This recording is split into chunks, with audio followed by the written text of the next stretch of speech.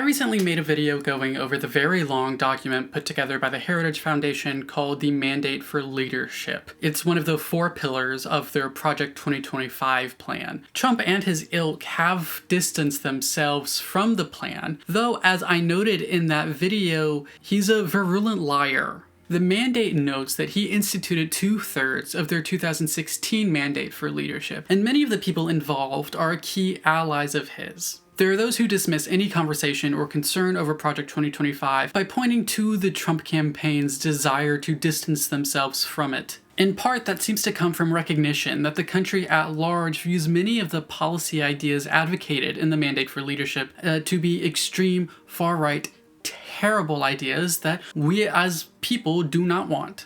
That's likely part of the reason why the GOP's 2024 national platform doesn't have much of any policy at all in it. It isn't simply that it's an incompetent document written by unserious actors who think that the Republican base is filled with hateful morons who are incapable of reading and digesting an actual policy plan. The lack of policy also makes it harder for those of us on the left to use it as an attack this election cycle. Of course, it doesn't make it hard, we're firmly flaccid here. The platform is a pretty easy way to attack the extremism of the Republican Party. I already did that in a video. As I said in my video over the Mandate for Leadership, though, it's important to talk about Project 2025 regardless of its connections to Trump. The guy could sincerely denounce it and enter into some magical binding vow to avoid the damn thing, and it'd still be important to talk about. It is a massive piece of policy work worked on by plenty of powerful people and groups in the conservative movement. To condense a 90-minute video, because this is going to be forever here, the groups and people who worked on Project 2025 signed off on a document that consigns pregnant women to avoidable deaths, calls for the imprisonment of anyone who discusses trans issues or identity, pushes for the government to kill more people, aims to destroy education, puts forward a tax plan that will increase taxes on the majority of Americans while shuttering many nonprofits, aims to open up dangerous jobs for child labor, desires to enforce your employer's religious beliefs on you, and longs to firmly fracture free speech. Who are these people?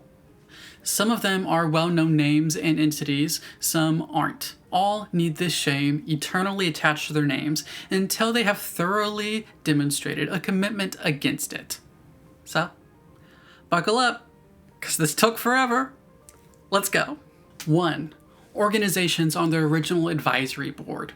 Let's start big and then get small. I know, normally you go the other way because that's more fun. But the list of individuals is quite a bit longer than the list of organizations, so we're saving the flesh for last and starting with the big O. Yes, I like euphemisms. I think they're slightly amusing, which is my favorite kind of amusing. These won't all be incredibly detailed because there's a lot to get through. So let's go in alphabetical order. 1. Alabama Policy Institute. Let's go over what's on API's website first. They are anti-abortion, of course, though they only mention a dislike for elective abortion, so those that aren't related to the health of the mother or fatal fetal abnormalities. That actually makes them a bit less extreme than the Mandate for Leadership, which implies that abortion, even in the case of necessity for the health of the mother, doesn't count as healthcare. It is unsurprisingly against recreational marijuana because they love the ineffective war on drugs, and they realize if given the choice, most people in Alabama would probably be stoners to deal with the hell that is living in Alabama. Much like the mandate, they would like to take federal funding away from public education and pump those funds into predatory for-profit charter schools. Speaking of schools, they hate that vaccines and masks work and that you should care about your state's children. They also despise trans people. It attacks the teachers' union, though it doesn't outright call for its abolition. You would think it would talk about multiple unions on its public sector unions page, but it doesn't. It only talks about the teachers' union. Project 2025 calls for the destruction of all public sector unions, and API signed on to the mandate. So then we can extrapolate that they too would like to bust the teachers' unions and police unions, amongst many others. Isn't that fun? I think perhaps Republican voters should think about the amount of conservative groups calling to get rid of the police unions. In 2021, they decried non-discrimination ordinances that include queer people, in part because they think that you should be able to use religion in order to prevent a gay couple from renting a room. So this isn't merely, we don't want to participate in weddings.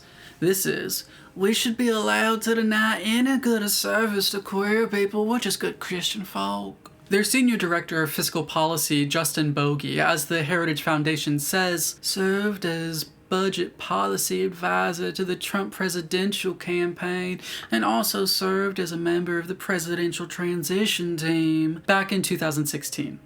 2. Alliance Defending Freedom. One of the great ironically named organizations in this country. What freedom are they defending? Well, the right to torture queer people. As I've noted a few times in past videos and will continue to point out, the ADF was the group that defended conversion therapy piece of shit Brian Tingley. Mr. Tingley is an idiot who thinks you can change your sexuality by having a religious bigot tell you how wrong it is to be gay. This makes sense for the ADF because they are an anti-gay hate group. To quote its website, "At Alliance Defending Freedom, we believe government policy should reflect the truth about God's created order, that biological differences between men and women matter, that marriage is the union of one man and one woman, and that children are best cared by their moms and dads." In August of 2024, they were still pumping out drivel that implies gay marriage goes against the goodness of society. Speaking about Obergefell with the New Yorker, ADF General Counsel Kristen Ragener said, "I think it is wrong and should be reversed. I think it is wrong and should be reversed." They seem to not understand that intersex people exist, and of course they despise trans people. As part of their hatred of queer people and kids, they want to force schools to out children to their parents. The effect of this will be to in children into the closet. Lame wordplay, but still. They also want to force states to place children, including LGBT children, in the homes of anti-gay and anti-trans bigots. You know what says loving a gay kid, shoving them in a house where they hate gay people. That New Yorker article talks about how the ADF is going after imifepristone. Project 2025 wants the FDA to revoke its approval. As I talked about in the first video over Project 2025, that drug is also used in the treatment of miscarriages. ADF doesn't care about that though, because they don't care about women. ADF pretends to be vehemently anti-censorship. In fact, they say it is impossible to have a free society without the freedom of speech. Free speech is for everyone. People should be free to express their views regardless of whether the government agrees with them and regardless of whether their ideas are popular. And yet, they happen to sign on to a document calling for the complete criminalization of porn, where transgender ideology is classified as pornography. The mandate calls for intense government censorship. When Grant Atkinson writes, "For freedom to thrive, we must not let the government silence ideas it disagrees with, but must instead work to ensure all people are free to express what they believe without fear of government punishment." He really meant, we're going to send people to jail if they don't speech we don't like. Who else do they want to send to jail? According to the Southern Poverty Law Center, gay people in general, since it has supported the recriminalization of sexual acts between consenting LGBTQ adults in the US and criminalization abroad. In fact, they opposed the Lawrence decision and have argued internationally that conversion therapy works when, again, it does not, it never has, and it never will. A member of their leadership, Ali Kilmartin, worked for Trump in the Department of Labor, as did senior counsels Eric Baptist, who worked for Trump's EPA, and Matt Bowman, who worked for Trump's HHS. 3. American Compass. American Compass is a conservative financial think tank. Okay, you're probably thinking, so there's probably insane stuff about labor policy, like maybe they're the ones pushing for kids to work dangerous jobs. Surely there's not too much beyond that, right? The decision to form a family and raise children is not a choice. It is the basic obligation of life and citizenry. Uh-oh, that sounds like we're going to attempt to force people to have children and punish them when they don't. They also push for failed age verification laws. Instinctively, we assume age verification for the internet will protect kids. But in the research that I did for my video essay over censorship of NSFW content online, the effect of these laws are not protecting children. The purpose of a system is what it does. These laws mostly function as censorship bills. On another page, they suggest we should research and focus on fertility in policy, saying, a policy that invades some personal freedoms but enables child rearing may advance the common good. Oh, did you taste that? Under the initial flavors, it tastes like... Yes, that's right, a thinly disguised anti-woman and anti-gay rhetoric. Most gay men can't impregnate each other after all, unfortunately, and access to abortion, contraceptives, and Plan B can get in the way of pumping out babies. One thing I find interesting about their everyone needs to have babies articles is their consistent YIMBY beliefs. And article after article, they argue that increasing the housing supply will encourage further family rearing. I find it hard to disagree with them right here. After all, it is easier to make the choice to raise a child when you feel more secure. It's easier to feel secure when you can live somewhere with good jobs without having to run yourself into the ground to afford a place to live. Unfortunately, they are one of the drivers behind the complete lack of understanding about education. They assume that education is about sending people off to jobs. It is not. Or, well, if you skim their site and make connections to the idiotic mandate they signed on to, you might come to that conclusion. American Compass does acknowledge the actual goal of liberal arts education, to give a citizenry the powers and abilities to engage with many ways of seeing, and thereby forge the destiny of both themselves and the world, beyond the limits of what they might have otherwise assumed possible. But, sign on to the mandate for leadership, which calls wholeheartedly for the destruction of public education. If we are concerned with having well-educated citizens, then we have to actually educate them. It also seems like American Compass might share fundamental traits with Donald Trump, a penchant for lying. Norbert Michael writes about a series of lies at the very heart of their organization, some around easily searched facts, and others about cherry-picked data. Leadership member Duncan Braid served in the Trump administration for all 4 years. One for the American Conservative. Who's the enemy of the people? The news media. Oh, wait, what's that? The American Conservative is a magazine? People who say that rarely ever mean it. They just mean reporting that doesn't stroke their own personal egos. Carnal Richardson argues in it that conversion therapy that debunked and ineffective attempts to turn queer people cis-het, which have, well-documented associations with increased suicidality, she argues that it's integral to the world. If we ban it, then we get rid of every sort of healthy morality. She claims being gay or trans is an ailment and laments the ailment itself is no longer even called an ailment. Instead, it is celebrated. Richardson, and by extension the American Conservative, would like a world where queerness is a disease that must be cured and eradicated. This is because they are bad people. Rod Dreher writes several mean-spirited, whiny articles about how much he hates gay people, while pretending that what he's doing is journalism and not blog posting. Included in his list of shamelessness is a belief that religious entities should be allowed federal dollars whilst not following federal rules on discrimination, because they hate gay people and he hates gay people, and it should be fine to hate us queers and still get taxpayer money. In an article trying to argue for conservatives to stop attempting to paint themselves as punk rock, which, fair enough, you aren't, Bradley Devlin is racist against Vice President Kamala Harris and continues the J.D. Vance "those dumb cat ladies" sort of attack because Devlin is a moron who, despite arguing that he is normal, is a clear weirdo.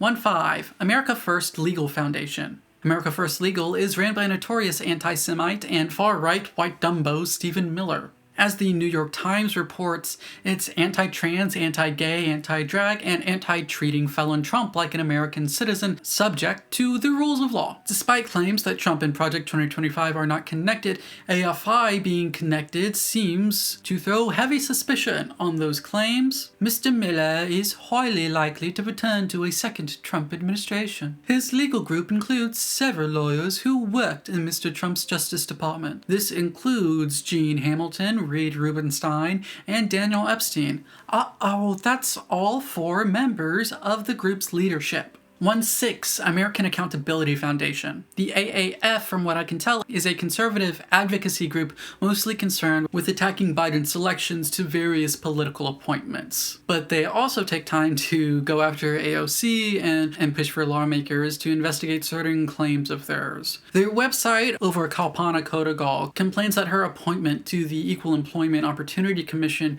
would lead to less discrimination and hostility against queer people in the workplace, which they think would be a bad thing because they think it is normal to be cruel to others. They're just fundamentally transphobic, homophobic, bigoted assholes.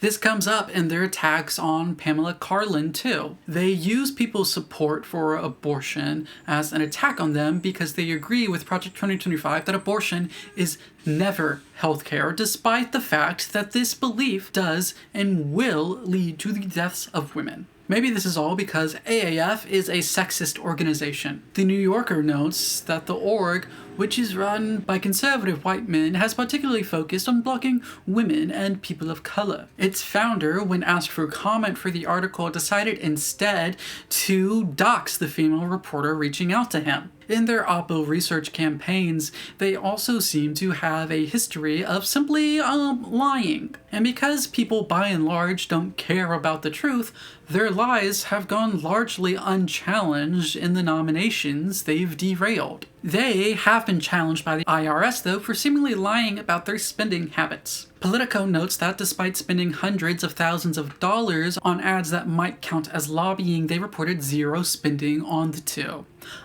1/7 American Center for Law and Justice. In reporting on the DNC, which occurred while I was writing the script for this video, yes, it took me a long time to get through this, called the protesters at the event thousands of pro-Hamas protesters. I have and will continue to critique the pro-Hamas elements of the left and any other instinct towards correct cruelty that some supposed leftists have, like the Red Triangle people, the we command Hamas, Red Star people, those who yearn for the torture of their enemies, and so on and so forth. But outside the DNC included the leaders of the unconnected movement, the vast majority of people agitating for a ceasefire and for the Palestinian people are not in favor of the atrocities committed on October 7th. They are not in favor of any awful violence. They decry the DNC for apparently fear-mongering about the GOP's extremism on abortion, telling people to look at the platform, but they signed onto Project 2025. Project 2025 is anti-abortion extremism. Do you think maybe they're lying about how extreme they are?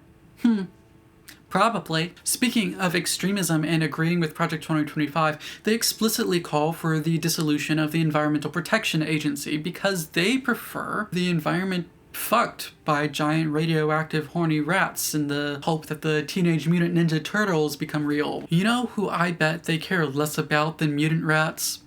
Disabled and sick people. They echo Project 2025's playground bully approach of talking about workers with disabilities and mental illnesses. Something that ought to make you ill is that based on a report from Rolling Stone, it seems like ACLJ's main purpose isn't fighting for extremist right-wing Americans, as awful as that would be. Instead, it seems to mostly exist to funnel money to its head, Jay Sekulow. As NPR says about it, and another charity, Christian Advocates, nonprofits serving evangelism. Charity watchdogs note that a large amount of the money raised by the two groups goes to Secular, his family members, and businesses they run. ACLJ and J have a history of anti-LGBT bigotry, including arguing for the criminalization of homosexuality both in America and abroad. The Southern Poverty Law Center says they worked in Kenya to criminalize gay sex, for instance. ACLJ claims that the Founding Fathers did not intend strict separation of church and state, so they probably love that whole force the Sabbath observation through labor regulations thing that exists in Project 2025. So its chief counsel is Jay Sekulow, one of Trump's many lawyers for all of those crimes that he did. Another one of Trump's lawyers, Andrew Economo, is one of ACLJ's senior counsels. James Rakas, one of their government affairs people,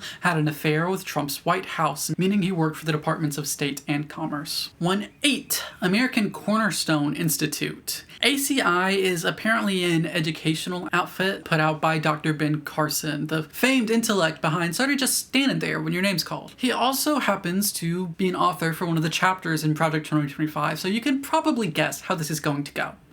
They put out an article arguing that queer kids should be placed in homophobic and transphobic foster families because, as is often the case with these types of conservatives, they do not care at all about the health and well-being of children. They care about making sure religious bigots never have to question their beliefs or get denied opportunity to force their religious bigotry onto someone else. So gay kids should be forced to deal with non-affirming Christian people who won't respect them.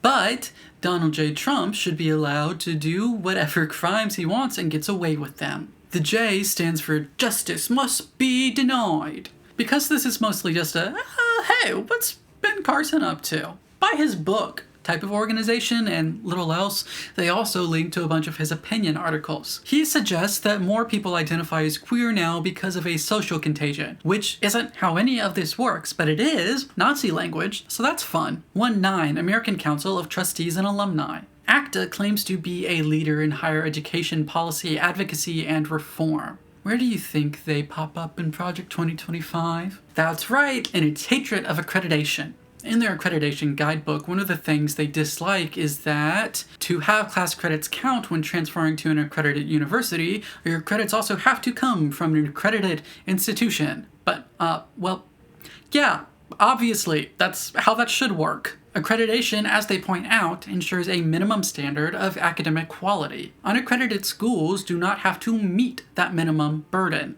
They also hate that accreditors focus on higher education instead of for-profit, non-degree programs. Of course accreditors don't focus on those things. Those are not colleges. They have nothing to do with higher education. They are specifically outside of their purview and are not as good for a holistic education, a liberal arts education, as a college education with general education requirements. It seems their dislike here is actually a dislike for standards that don't push students into the uncaring profit schemes of their capitalist crony anti-education friends. Oh, speaking of accreditors, one thing they hate is accreditors telling schools not to do a discrimination. In their article complaining about specific majors, they do note that the point of education is not jobs, which, hey, is to their credit. A credit. Oh shit, they hate that. In it, they decry that the quality of an English major has declined because of woke and pulp culture, but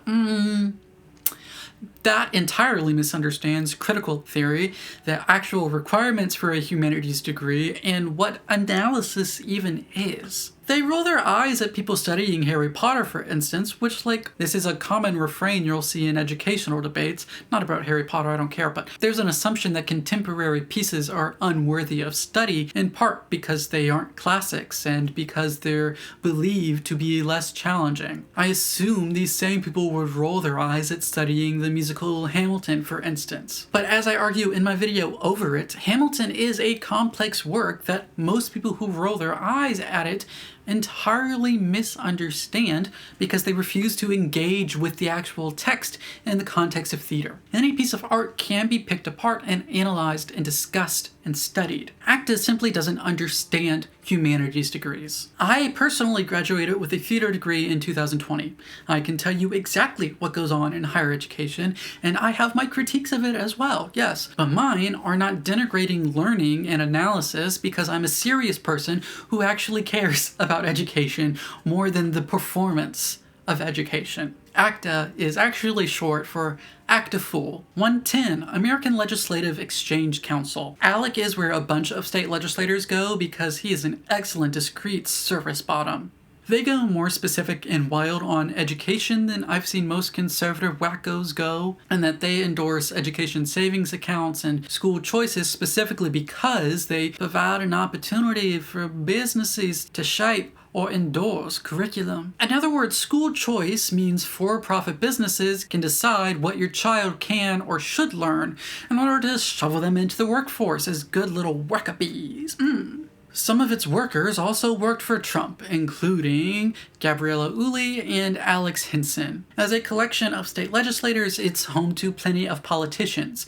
Some of its chairs have connections to Trumpland, like West Virginia's Senator Mark Maynard. 111, the American Main Street Initiative. AMSI is a think tank, here meaning that their ability to think has tanked. Their front page directly links to a defense of Project 2025 written by their founder. Jeffrey Anderson actually wrote for the mandate, so we'll get to him later. Throughout its articles, there seems to be a theme of fear-mongering about COVID mitigation, specifically pushing the lie that masks are largely themselves unhealthy. Board member Charles Kessler was part of the Racist 1776 Commission. 112, American Moment. Here's an interesting tidbit. American Moment found one of its first backers and couch enthusiast and VP candidate, J.D. Vance. Based on a political profile they happily shared to their website, American Moment is led by and embraces casual cruelty and bullying towards even its allies. This profile, which they, again, happily have on their website, says their long-term goal is to nurture a new class of Beltway elites who are steeped in an explicitly reactionary worldview. These young reactionaries are apparently a big part of Project 2025, as American Moment played a strong part in building the effort's personnel database. 113, American Principles Project. APP is a supposedly pro-family project. And by pro-family, of course, that means anti-LGBT. Its 2022 document/listicle of threats to the family includes the Equality Act, non-discrimination readings that logically and correctly call discrimination due to gender identity, gender expression, and sexual orientation sex discrimination, because that is what it is, and abortion, that medical procedure that is perfectly fine to seek anyway, but can also be life-saving. They pretend that drag is inherently sexual, which likely means they're part of the driving force behind Project 2025's radical redefinition of pornography to include non-sexual, non-titillating acts and depictions. They also support DeSantis' bigoted Don't Say Gay bill, which in part explains Project 2025's endorsement of and their call for more legislation in the vein of the Don't Say Gay bill. APP says its founding president, Frank Cannon, was a regular guest at the White House under the Trump administration, claiming his work there achieved some conservative wet dreams. Anthony LaBruna serves as another connection between APP and Trump. 114, Center for Equal Opportunity. Their main concern is reverse racism and reverse sexism. In their announcement that they were joining Project 2025, they start whining, "Boo! How dare you want to reduce and reverse the negative effects of historic systematic discrimination that have disadvantaged entire generations and demographics. We should just pretend the past doesn't affect the present at all. Stop it." Its president, Devin Westhill, worked for the Trump administration. 115, Center for Family and Human Rights. Their website calls themselves CFAM. They would, of course, like to see FAMs destroyed, specifically LGBT FAMs. They frame attempts to say that families are not simply man-woman marriages as an attack on the family as a concept. They claim all LGBT identities deny the biological reality of men and women, and claim that pushes for LGBT rights also include pushes for children to have intercourse, which is a ridiculous and extremist lie that certain far-right hate mongers like to push out in order to deny queer rights and smear us all as pedophiles in order to invite violence upon us. This is always fun to contrast with the insane amount of US states that allow for child marriages, something that I go over in my video on the homophobia of the GOP. As part of its embrace of extreme homophobia, it celebrates Russia's increasing hostility towards LGBT people, claiming those are pro-family policies. One could almost guess then that they would similarly like to criminalize all mention and expression of queer identity. Of course, if you're policing people's sexualities, you also have to be vehemently anti-sex work. Though you can't call them SWIFTs because they're not feminists. 116, Center for Immigration Studies, CIS. Damn, that's a slur on Twitter. Don't tell Elon. They shared an op-ed which calls for a change in immigration policy that results in an immigration rate as close to zero as reasonably possible. They actually pull off some wild 20th century racism by raking the civility of stereotypically white demographics. It's a bit crazy to read. That's somehow going even a step further than Project 2025 dares to go. It's kind of like brazen. Well, while other organizations have annoyed or angered me, this one made me want to just immediately stop looking into them. It's really gross. Its connections to the Trump administration include Julie Axelrod, John Fear, George Fishman, Elizabeth Jacobs, Ronald Mortensen, and William Chipp. 117, Center for Renewing America. She-Ra is She-Ra's much less fun and more evil cousin. It decries how alleviating historic disadvantages discrimination has dealt certain communities results in supposed discrimination against cis-het white guys. In an article that seems to fully misunderstand deconstruction as far as religion is concerned, they claim that racist and sexist are smears. It's very close to the J.K. Rowling "sled as bigots" turn of phrase, where pointing out bigotry becomes the same as bigotry. Bigots love that sort of thing. Ironically, it's a type of disingenuous Mott and Bailey that the article itself claims to be denouncing. It advocates for the expansion of censorship and a crackdown on expression. It wants to do all it can to make pornography in all its forms illegal. Here's a challenge they're going to run into. Even in their proposal to get around the Miller test, the courts and juries would suddenly be the arbiters of what qualifies and doesn't qualify as art. Here's the thing though. There is no human being or machine qualified to make that distinction because that distinction doesn't exist. There is no line at which something becomes or stops being art. It's an amorphous category that defies definition. We can discuss form and genre and school of thought or expression, but art is, well, pretty much everything. Pornography is inherently film. Erotica is creative writing. Naked pics are photography. So on and so it goes. They all make arguments about the nature of arousal and beauty and sexuality, even if they don't know that they are making those arguments. An OnlyFans video in which someone sits there and takes off their socks is film making the argument that the removal of clothing is the erotic. Unfortunately for this group, that makes all NSFW artistic expression categorically protected by the First Amendment, by and far in most instances. Obscenity laws are inherently unconstitutional. We see their influence in Project 2025's complete misunderstanding of pornography and the First Amendment. She-Ra aims to redefine obscene as 1. Something real that matters, and 2. Any remote depiction of the erotic. Project 2025 aims to redefine the erotic as including things that do not exist for the purpose of titillation, that do not depict the erotic. They are both dumb as shit. Its connections to Trump include Russ Vought, who we'll get to later, Adam Kandub, Rachel Colley, Jeff Clark, Ken Cuccinelli, Ashley Frazier, Paige Hauser, Dan Kowalski, Micah Metacraft, Mark Paoletta, and Kingsley Wilson. 118 Claremont Institute. An article for the think tank argues that the founders believed politics required religious morality, a stance people often take when trying to argue that the Establishment Clause does not grant a freedom from religion in any way, even though there is no logical way to fulfill the demands of the First Amendment of freedom of religion while also arguing to make religious laws. This is underlined by the constant appeal to the idea of natural law, most commonly a dog whistle used by anti-gay extremists who want to pretend that there is a secular basis for their homophobic policies. It implies that hedonism, narcissism, and nihilism are all the same when they're not really connected. Nihilism rejects meaning and says that it's impossible. Hedonism finds that meaning is found through pleasure and its pursuit. Narcissism is a medical disorder.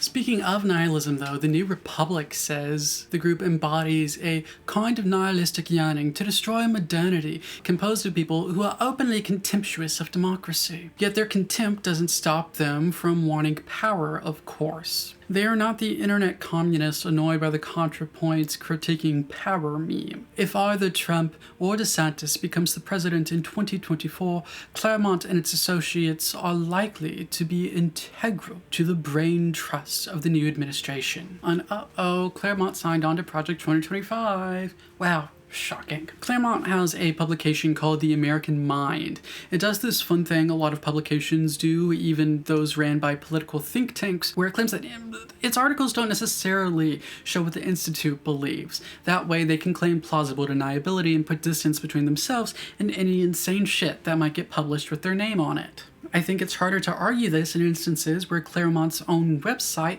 links to a specific article, such as this one by James Paulos, where he strongly implies that we are a Christian nation whose worries will all ease and our country will improve when we turn to Christianity again. Speaking of, an article in The Guardian connects several leaders of Claremont with an extremist fraternal order called the Society for American Civic Renewal. Based on my reading of that article, it seems as if the society is a group of white supremacist Christian theocrats looking to rule the country via military might. In an article for The Atlantic, its president, Ryan Williams, told reporter Emma Green the Constitution is really only fit for Christian people. This is fundamentally opposed to the idea of a free country. Freedom cannot exist in a theocracy. Freedom of religion certainly can't, not least of all because there is no universally accepted dogma amongst Christian sects, believers, or scholars. Shout out to Dan McClellan's excellent TikToks. So which of the people behind this anti-American, anti-First Amendment, anti-constitutional program are involved in Trumpland? Well, John Eastman is a former Trump lawyer and an indicted co-conspirator who tried to get Pence to mess with the certification of the 2020 election because Claremont does not care about our democracy at all. We once again see 1776 Commission member Charles Kessler and fellow member Larry Arnn. We also have Theo Wald. 119, Coalition for Prosperous America. See pie, no hands. That's what guys with a daddy kink say. Here's a crazy thing for a group that signed on to Project 2025. The mandate is against windmills because they're an eyesore. CPOC correctly argues that we should aim to be the global leader in the production, research, and invention of green energy tech. They specifically cite solar and wind power. So I guess Project 2025 whispered in their ear that they gotta find some sort of wind power that doesn't involve those pesky, ugly-looking windmills. I'll readily admit that economic policy, especially trade, is not really my thing. From looking at their articles, they appear to have some sort of bipartisan aims and goals. I think their idea of a flat 10% tariff is probably dumb. Upon first glance, they don't seem as nakedly partisan as the rest of these orgs so far. But I think that comes into question when they have signed on to an extremist document like Project 2025. In part, this seems to come from a general protectionist view on trade and an underlying America First philosophy. But it's important to remember that Project 2025 wants to raise taxes on all Americans, so there's that. It also has connections to Trump World with Dan Demico, Greg Autry, and Stephen Vaughn. 120, Competitive Enterprise Institute. It seems like what we're competing for here is the destruction of union work. Finally, the group who might be behind Project 2025's call for the destruction of all public sector unions. Yes, we had one mention it before, but this seems to be the driving force. In one article, they view the idea of congressional staff unionization as a funny little punishment to put on to Democrats because it might be a little bit complicated and messy to implement or oversee, something that should apparently scare us away from allowing every worker a union, something every worker should have the option to be in. Speaking of, they uncritically share a view from Philip Howard that public sector unions shouldn't be legal, and if they are, they shouldn't be allowed to do much. They specifically point to police unions as a place that prevents reform, which is very interesting, given the general conservative dislike of critiquing the police and the police union at all. But this is clearly where Project 2025's destroy all public unions sentiment comes from. If there's one thing that Marxist-Leninist communists, LARPing, and a democratic socialist organization, and capitalist crony conservatives can't agree on, it's apparently hating unions. They oppose mandatory paid sick leave because they would like people who come down with illness to get screwed. Who here, handyman all with their screws aimed at screwing us all, has a connection to Trump? Well, there's Dan Greenberg, David McFadden, Joe Zinberg, and Travis Burke. 121 Conservative Partnership Institute. If you recall back to the AAF, the New Yorker said it got launched in part by CPI. Aren't acronyms fun? We are saving so much time in this totally short video by using them. The Nation claims CPI has helped in the thorough Trumpian takeover of the conservative apparatus with the aim to advance a hard-right Christian nationalist agenda. Oh, hey, weren't we just talking about Christian nationalism? That seems to be a running theme of these organizations. Another running theme appears to be self-dealing, which is like gooning, but with money. The New York Times details how CPI frequently spends money on groups where CPI insiders or their family members are leaders. Make of that what you want. CPI has hands in people we've already talked about besides AAF, including America First Legal, American Moment, American Cornerstone Institute, and Center for Renewing America. CPI has been pretty consistent in pushing the lie that the 2020 election was stolen from Donald Trump because they do not care about democracy. So it doesn't matter if they are unpopular and they lose an election, it matters that they cling to power. As part of that, of course, they oppose any consequences for the insurrectionists of January 6th, and they likewise oppose the idea that Trump isn't above the law. They are, of course, against abortion and celebrated the overturning of Roe. They called that overturning the doorstep of history. Regardless of the way you interpret that turn of phrase, it's clear that it means their work on getting rid of abortion is not yet over. Christian nationalists can't only be opposed to democracy and abortion, though, they have to hate gay people. CPI opposed the Respect for Marriage Act and pulled out the old homophobic mainstay of being like, but then you'll have to accept incest marriage, because they haven't updated their firmware since the mid-2000s. Connections to Trump. There's Chairman Jim DeMint, Mark Meadows, CEO Ed Corrigan, Trump lawyer who attempted to subvert democracy, Cleta Mitchell, COO Wesley Denton, Hugh Pike, and Babs Hugh. 122 Concern Women for America. CWA is a different form of Christian nationalist group than the others, in that it is for women who want to get rid of other people's rights. Yay, feminism! And by feminism, of course, I mean getting rid of women's bodily autonomy because, of course, one of their main causes is destroying abortion access and ignoring that abortion functions in many cases as healthcare and is none of their business. Of course, they want to ban mifepristone, same as Project 2025, entirely ignoring its use in the treatment for miscarriages because, again, they do not care about women and women's health and women's safety. They care about control. They pretend that recognizing trans people and preventing discrimination based on gender identity, gender expression, and sexual orientation will arise women. They're also champions of COSA, the internet censorship bill that pretends to protect children but only functions for censorship. I talked about that bill, its faults, and actual goals in my video on NSFW censorship. They actually flat out talk about the actual goal of the bill, making sure trans kids can't find information and community online. Feminism for them is, of course, defending the felon who brags about sexual assault by claiming he should be above the law and never face consequences for his felonies. Like some other groups signing on to Project 2025, CWA has a past of endorsing conversion therapy, a debunked practice that results in the deaths of LGBT people. In a document they still have up on their website, they talk about so-called ex-gay people, tell parents to go to the now defunct conversion torture group Exodus International, and call gay marriage evil. Yes, the groups behind Project 2025 are extremist hate groups. Its president, Penny Nance, worked for Trump. 123, Defense of Freedom Institute. DFI is focused on education. Given the crazy that populates Project 2025's positions on education, you can bet this is going to be annoying. They push the idiotic idea that parents should be in charge of school curriculum. They would also like for a national version of the various Don't Say Gay bills that hide behind the guise of parents' rights when what they amount to is allowing conservative evangelical parents and politicians to control the education of children who are not their own, ironically restricting the parental rights of other parents, that very thing that they're pretending to protect. They are, of course, antagonistic towards trans children and want schools to forcibly out kids to their parents and guardians. They lament that validating a trans person's identity might lead to them continuing to be trans, which is an implicit endorsement of conversion therapy and forcing trans people to live in fear in the closet. This is in part because they believe being trans is a social contagion.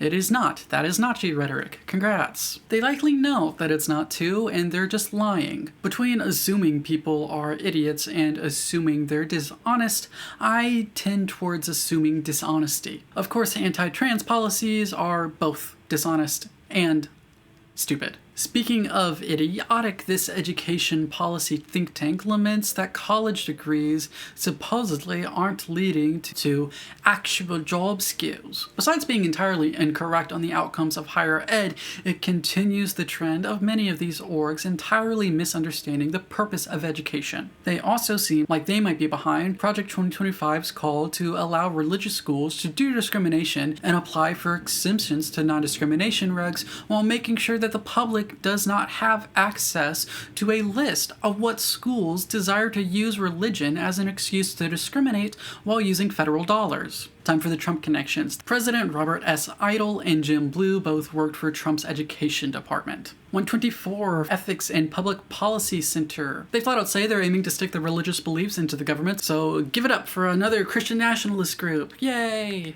Despite hosting a whole host of articles, they do the cowardly thing of going, hey, we don't necessarily believe anything these people say. I suppose that's good and well, because one of their articles disgustingly blames Robin Williams' suicide on abortion.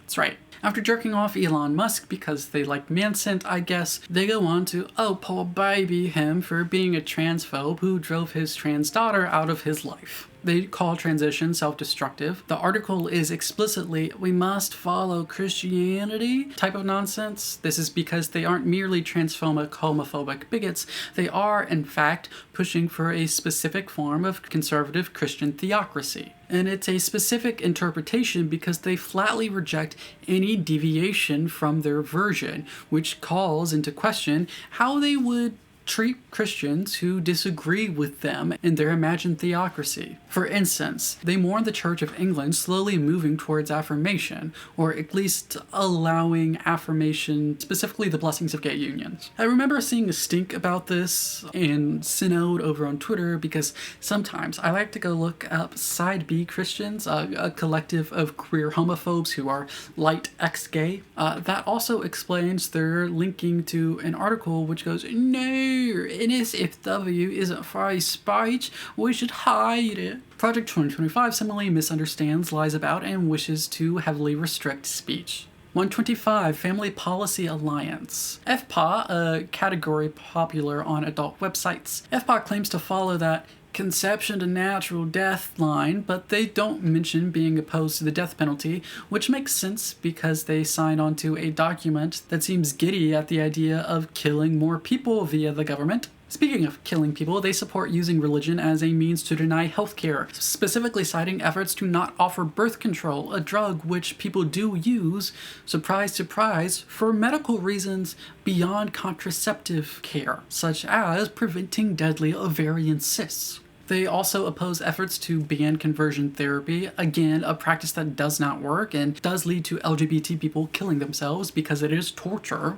Speaking of LGBT people, they want businesses to be able to fire people for being LGBT and discriminate against queer people. Of course, they hate trans people, but their hatred also seems to be based in a sort of, OMG, men and women have inherent societal roles and personalities based on their genitals, which is a very sexist and sort of biological essentialism that is often used to oppress women, just in general. They want anti-queer bullying to be perfectly acceptable. They want schools to teach that being gay is unhealthy. And hey, they want employers to be able to not extend the full benefits of marriage to gay couples. And of course, they're anti-surrogacy because birth is bad when gay couples are involved, I guess. A hate group signed on to Project 2025. Wow, that's so shocking. 126, Family Research Council. FRC is a conservative mainstay that I have talked about beforehand. They push conversion therapy and pretend that it's a thing that works and doesn't harm people. When it doesn't work, there is no evidence that it does or ever has, but there is plenty of evidence that it actually does hurt people. They fearmonger about LGBT people by pretending that we're all pedophiles. They believe businesses should be able to discriminate against us. They claim that gay marriage will destroy society, and they've consistently argued against the Lawrence v. Texas decision that decriminalized gay intercourse because they want queer people to be arrested and thrown in camps and be subjected to conversion therapy forced upon us because they are an extremist hate group whose popularity in conservative politics is an indictment on the entire conservative movement in the United States. They are a disgusting organization that wants a Christian nationalist state, and they hate both individual freedom and freedom of religion. There is a consistent pattern of Project 2025 of advisory groups being Christian extremists who hate this country and all it stands for. Let's connect them to Trump now. Ken Blackwell was on the Trump transition team.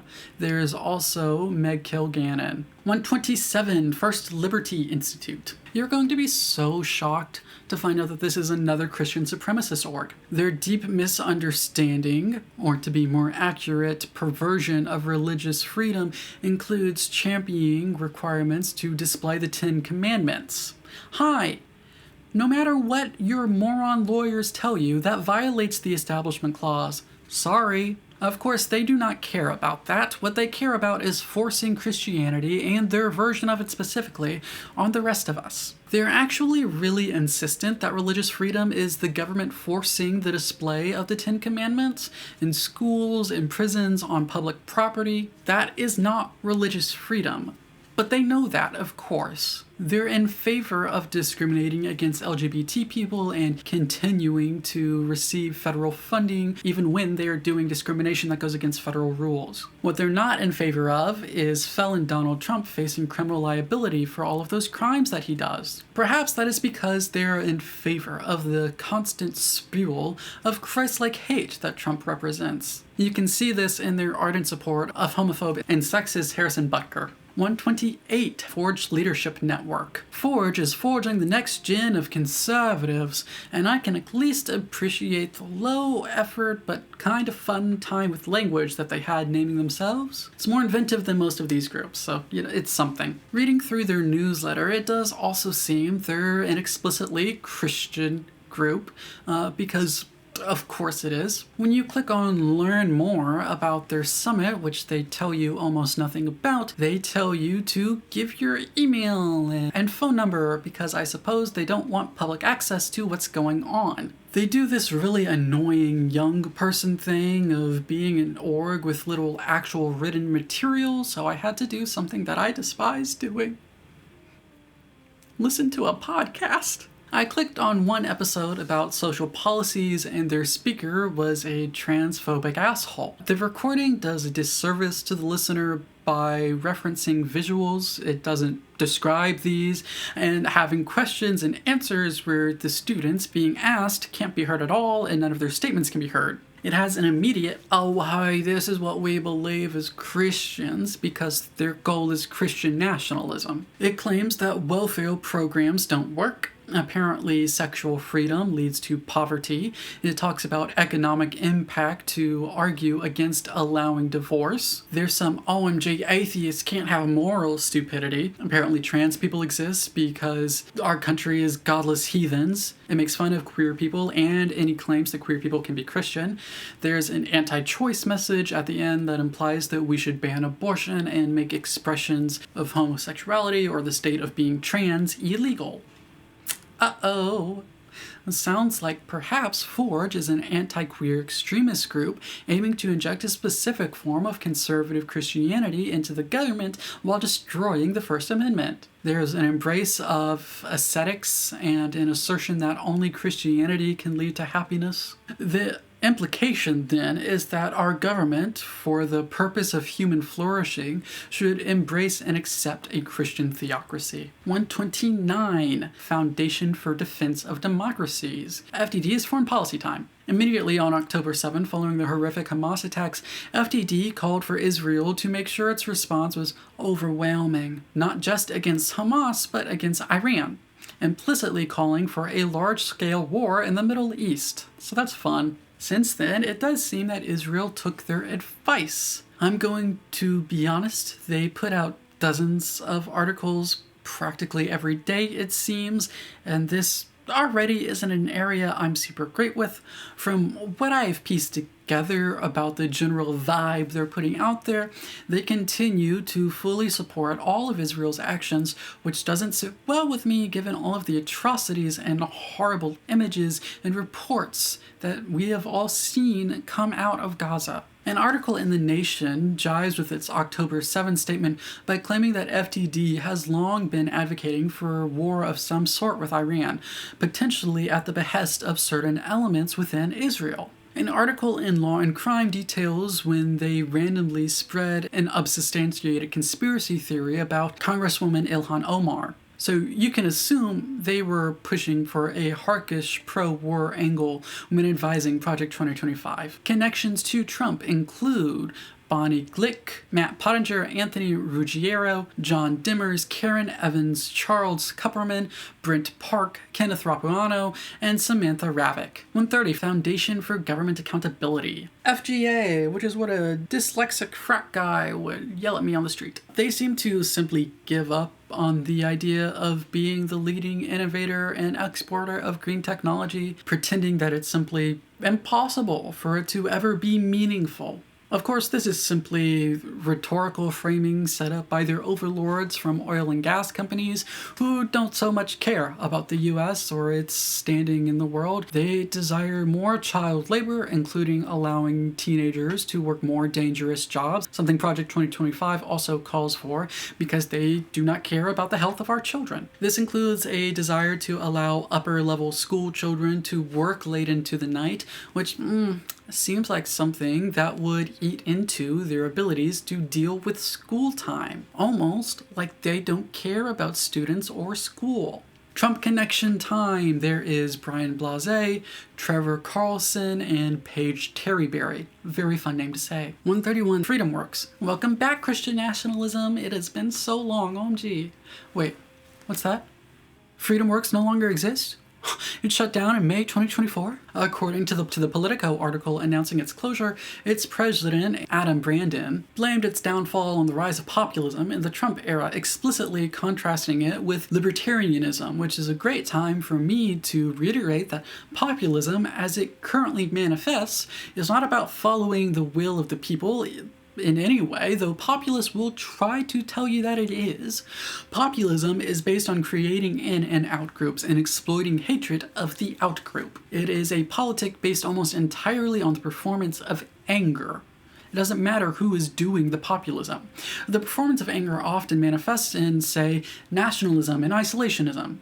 In another Politico article from 2023, Brandon apparently said he feared Republicans would run on a social issues platform unpopular with the general electorate. That's is somewhat amusing given that the policy platform his group was named in, Project 2025, is exactly that. It's an extremist document unpopular with the electorate, which is why you see some conservatives try to pretend like it doesn't matter, despite the fact that plenty of its big-name groups and figures play massive roles in it. This is also funny considering that they pushed Trump's stolen election lies and backed the extremist homophobia of Florida's Don't Say Gay bill. I was able to use the Wayback Machine to access their website from before they dissolved in order to look at the people who worked for them and look at any connections to Trump world that they might have. It seems like the only concrete connection I could find is Matt Moraes, who worked on Trump's 2020 campaign as a video producer. 132, the Heritage Foundation, right?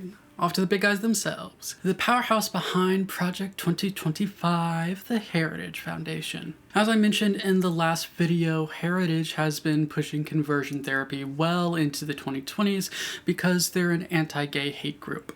That is, of course, why they cry, "But my religious freedom," when told that you shouldn't be able to discriminate against people for being LGBT. Of course, that's their same argument for denying women medical care, such as birth control and drugs that are used to treat miscarriages. They do the song and dance where they pretend being trans is a fetish. It has nothing to do with sex, by the way, which any serious adult, even serious anti-trans bigots, recognize. They frame it in the language of the obscene so that they can criminalize it. Speaking of, they go on to defend foreign countries who make it a crime to be gay. Shocking, I know. The Heritage Foundation, being an extremist hate group that wants to throw LGBT people in prison and force us to go through conversion therapy?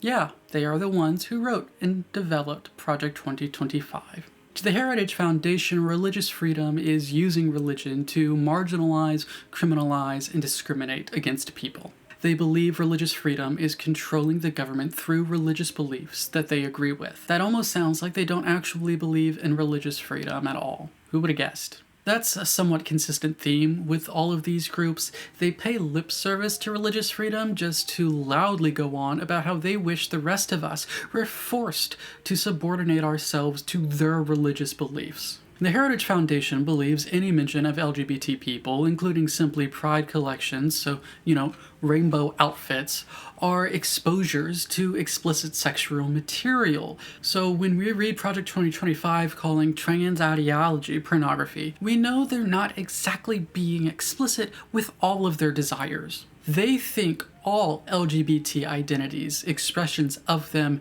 and discussions around them are inherently sexual and pornographic. Or at least that's how they frame it. So when P2025 calls to ban porn and make its creation and distribution illegal, it seems likely that the Heritage Foundation wants to make any content, art, educational material, advertisement, reporting, and simple discussion of queer people inherently illegal, no matter what part of the alphabet you are. It's important to really note the influence of the Heritage Foundation in conservative politics. As an Atlantic article reports, a decade before Project 2025 was released, the story of the conservative movement that has come to dominate the Republican Party over the last 4 decades is inextricably intertwined with the story of the Heritage Foundation. In that time, it became more than just another think tank. It came to occupy a place of special privilege, a quasi-official arm of GOP administrations and congresses. You could make hours and hours of content exploring the past and present of the Heritage Foundation and all its inherited hate that it wants to pass down onto the rest of us tax-free. But that's not this video. So instead, let's look at its connections to Trump. There's Dan Mahler, Roger Severino, Mary G. Vaught, Robert Greenway, Mike Howell, Nina Arturenko-Schaefer, Paul J. Ray, Laura Rise, Stephen G. Bradbury, Victoria Coates, Thomas Dans, Stephen Groves, Mario Loya, Max Primorak, Hans A. von Spakovsky, Aaron Walsh, Kylie Brosnan, Spencer Crichton, and Kay Coles James. There is potential that other members of its staff have connections to Trump, whether that's working for his campaigns, transitions, or administrations. But I didn't go rooting deep in the roots of all of their listed staff members. 133, Hillsdale College. We've got a private Christian university here signing on to an extremist document, so that's great. totally doesn't speak to a desire by the creators of Project 2025 to enact a Christian theocracy on the American people. Surely not. Hillsdale once asked everyone on its email list to pray for the end of gay marriage, calling it evil. You know what is evil, though? Actually evil? Hillsdale, like many of these Christian nationalist outfits, doesn't care about democracy. This is most obvious in how they pushed and pursued Trump's election conspiracies and attempts to destroy democracy. As the New York Times reports, its president mused about Republican-dominated state legislatures bypassing the voters and taking direct control of their state's electoral votes. There's a wild idea, he said. You know what's more evil than all of that, though? Hillsdale doesn't take any federal funds, and its students can't take any federal student aid because Hillsdale doesn't want to comply with Title IX, because I suppose they would like to discriminate based off sex. Or perhaps they don't want to take seriously the health of its female students, as alleged in lawsuits accusing Hillsdale of taking little to no action after the sexual assaults of its students. The allegations include that the school threatened people for checking in on the investigations. When the college newspaper at my alma mater went investigating into how the school handles Title IX investigations and violations, especially in regards to professors who were on the attacking end, the paper bravely stood up to the administration and committed itself to journalistic integrity and the safety of we students. That is not the case at Hillsdale. In regards to the lawsuit, its students' paper went, OMG, these pesky lawsuits will destroy our religious freedom. That almost sounds like a targeted effort to smear and fearmonger so that Hillsdale can continue to proudly do wrong by its female students. One of their fears? That the lawsuit might result in Hillsdale no longer being able to discriminate. How awful and scary for them. Since Hillsdale is a college, it does have a lot of alumni in the conservative ecosystem. I won't be looking into them unless they work for the college as well, or if they're at one of these other orgs. But I did want to throw out there that Hillsdale and what it pushes to its students does have an effect on conservative politics. One of the editors of the badly written RNC platform, after all, is a Hillsdale grad who used to write those horrible badly written speeches for Trump, though that does kind of make me question the ability of their English department. Larry Arnn pops up again here, the president of the college who was eyeing the destruction of our democracy in favor of a Donald 34 felonies Trump. He was on the 1776 Commission. 134, Honest Elections Project. I expected them to be another group advocating for the overthrow of democracy via embracing Trump's attempts to win despite losing, but hip hip hurrah, NPR says they actually opposed those efforts and said that January 6 was awful and dumb. They did push for the independent state legislature theory, which NPR points out opponents say would pretty much result in state legislatures choosing the results that they want, gerrymander in any way that they choose to do so, so on and so forth. SCOTUS rejected independent state legislature theory, but that actually brings me to some speculation. HEP did participate in a lawsuit over Pennsylvania's results in 2020. A law professor called lawsuits like that threats to our democracy. He claims the goal of HEP is to make it harder to vote, because doing so helps them get more Republican victories, which helps them get more conservative judges and courts. This is the first of the orgs that seems to be hiding its membership and board so far. It only had one person listed on its website. I found one more through Googling and then connections to other groups via an article in The Guardian linking it to Leonard Leo, who it says has shaped Donald Trump's unprecedented effort to remake the federal judiciary. 135, Independent Women's Forum. If there's one thing you can rely on when it comes to conservative women's groups, it's intense transphobia. They continually mock the very idea of being trans and push the idea that the only correct way to deal with trans people is through non-affirming therapy, or, in other words, talk therapy, with the goal of telling trans people that they aren't actually trans and that they should be cis. This is, correctly, often labeled as conversion therapy. The way they phrase it, they make it seem as if the neutral option is to make sure people don't continue identifying as trans. It is not actually neutral therapy. But hey, At least they want more guns in schools. Specifically, they'd like armed school staff, not even just school resource officers.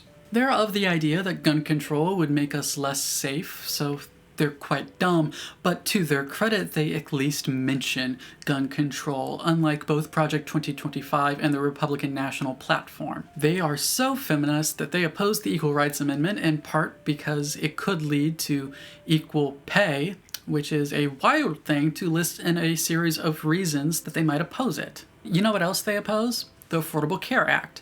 In part, they oppose it because it covers people with pre-existing conditions. They argue this only affects the self-employed and independent contractors, as though, our lives are unimportant, while then going on to argue that, well, insurance shouldn't be tied to employers at all, meaning everyone would be put in the same market as the self-employed and independent contractors, effectively removing all rules, in their opinion of what should happen, about the coverage of those with pre-existing conditions. They make it out to seem that they think the free market will fix things. In other words, they would like the sick people in this country to go into debt or fuck off and die for the sake of their wallet. Trump connections here: Larry Kudlow, Ellie Cohenim, Laura Cunliffe, Brianna Howard, May Mailman, and Mary Vaught. 136, Institute for the American Worker. In an argument against the proposed 32-hour work week change to the labor laws, they kind of imply that the 40-hour work week and overtime requirements are a bad thing that we should reconsider. That way we can allow companies to need fewer employees in the coming years by instead working their workers into early graves.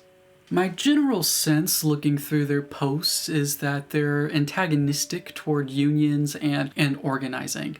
That tracks with them signing on to Project 2025, given that it calls for busting any and all public sector unions. They especially don't like the teachers' unions, and that's probably because attacking them is a proxy for attacking public education in general. But I remind you, this also results in an attack on every police union throughout the country, something that I would guess would annoy the vast majority of the conservative base. Its president, F. Vincent Vernuccio, worked for Trump. Other Trump connections: Matthew Mimnaugh, James Shirk, and Maxford Nelson. 137, Institute for Energy Research. IFR seems to mostly function as an anti-green energy lobbying effort. They oppose Tim Walz because he has a record of pushing for clean energy and caring at all about climate change, something that they hate. They use the damage caused by a damaged wind turbine to fearmonger about wind energy in general, conveniently passing over the massive, dangerous oil spills that we have had large reports on, and the deadly earthquakes that can be caused by fracking. Why do that? Well, that would be because it's bought and paid for by the oil and gas industry. I know, no one would have ever guessed that. So, which of these dunk the dunks and oil advocates have connections to Trump? As far as I can tell, it is just Thomas Pyle. 138, Institute for Women's Health. You know a group advocating for women's health is surely going to say some great things after signing on to a document which advocates for the denial of healthcare. What's that? One of their main things is pushing the Geneva Consensus Declaration that Project 2025 upholds, and I discussed in the previous video the one where the majority of state signatories are countries that actively discriminate against women or damage their healths in one way or another, making it clear that the Geneva Consensus Declaration on the Health of Women isn't actually about the health of women or babies or children, but instead about controlling women. That's so expected. One thing about going through these groups is that there's no drama looking up any of them. They're almost all exactly who you expect them to be. Almost every single one of their op-eds is about abortion. One of the few that isn't says that women's health is at risk because less people are religious. They push the idea that religion will help cure ailments and cure mental health. Hi, that's not how medicine works. A former friend of mine once told me that I would be a much happier person if only I became Catholic and denounced my homosexuality. Like, my depression would magically be cured. That's a lie that religious extremists push. They specifically push the lie that abortion cannot ever be healthcare. This implicitly says that in the instances where it's required to save the life of a woman, it still is not healthcare. That woman's life doesn't matter in their eyes then. This group is either monstrous and doesn't care about the women who will die preventable deaths from this sort of posturing, or they are run by morons who are entirely incapable of thinking through their ideas. You know which one I lean towards. Are any of these amoral people connected to Trump? Well, the author of those articles in the group CEO, Valeria Huber, as well as COO, Alma Golden. 139, Intercollegiate Studies Institute. You know, all the conservatives who whine about how colleges are hostile to them being asocial little bigoted gremlins all over the place? Well, ISI is... hold up, that's really close to saying ISIS. ISI claims to be another one of those super influential conservative orgs. Justices Gorsuch and Alito are alumni. So it's important to note again just how entrenched Project 2025 is in the entire conservative ecosystem. Even if you do buy that it has nothing to do with Trump, that it's totally fringe, it has its hand in every conservative cookie pot in the country. Oh, and this one is explicitly for a religious takeover of society, because of course they are. Apparently, if you don't make society Jewish and Christian, and you can bet they specifically mean their conservative versions of those religions, then apparently you're going to cause the downfall of free society as we know it. You know that speech J.D. Vance gave where he suggested giving parents more votes, and while also claiming that being a step-parent doesn't count as being an actual parent, while mocking Kamala Harris for being a stepmother? Guess who he gave that speech to? That's right, the Intercollegiate Studies Institute. 140, James Madison Institute. This is a Florida-specific think tank, so let's go into the filthy swamp for a brief second. Of course, they're going to approve of DeSantis' Don't Say Gay bill because they hate gay and trans people. They also defended his likely illegal retaliation against Disney for them saying, hey, maybe don't do a censorship and hatred bill. They claim trans people defy the laws of nature, that the whole natural laws nonsense that only ever equates to people whining about how their personal disgust at queer people can't be a character flaw. It has to be a universal human feeling of morality that we all share. One of the few rare shocks I've had through any of these is that they oppose COSA, correctly pointing out that it is a censorship bill disguised as a bill meant to protect children. That is interesting, given that they are part of Project 2025's advisory board and have signed on to it, which calls for even more intense censorship than even COSA does. Then again, their opposition to COSA was put out over a year after the mandate for leadership was published, so maybe they updated their views. 141, Keystone Policy. Okay. I was only able to find a Twitter page for this. I'm not entirely sure that this group exists. Is it real? Its Twitter page consists of defending Project 2025 and retweeting transphobia. Whoever they are, they don't like abortion, they don't like trans people, and they don't like gay people. They never link to a website, never seem to take ownership of an article or present themselves as an organization of people, never hint to who they are at all. It legitimately just seems like a Twitter account of some random anonymous person. I do not know why the Heritage Foundation decided to legitimize a Twitter account in this way, but I cannot find anything else about them, and this is kind of really funny and really stupid and really unserious of Project 2025 to flout them as part of their advisory board when it's just a Twitter account. That's like saying Cat Turd was on our advisory board. What? 142, the Leadership Institute. Please refer back to actual things that exist. This is another let us train you on how to do politics place. It keeps a list of those that it's trained, so it's likely that its main contribution to Project 2025 is to that conservative LinkedIn database thing that they claim to have. Apparently, they run something called Campus Reform. They call it a leading site for college news. Its coverage of gay events regularly includes scare quotes. The writing is generally bare bones and seems as though it thinks presenting information about queer people and events is hilarious or functions as critique itself. If Campus Reform is a showcase of the training the Leadership Institute gives, I would be reluctant to hire anyone who goes through it. Trump connections here. Brent Lauder and John Coons. I am not including people who seem to be low-level workers for the Trump campaigns. 143, Liberty University. LU is a well-known conservative Christian college, and I do wonder if they're another group that said, hey, Project 2025, you should make it so the American people can't find out that we want to discriminate against people. So please make it illegal for the government to publish that anywhere, okay? Thanks. Liberty restricts the entertainment that its students are allowed to consume, both on and off campus, because they don't actually believe in freedom of speech or artistic expression. And of course, it is fundamentally transphobic and homophobic in its honor code.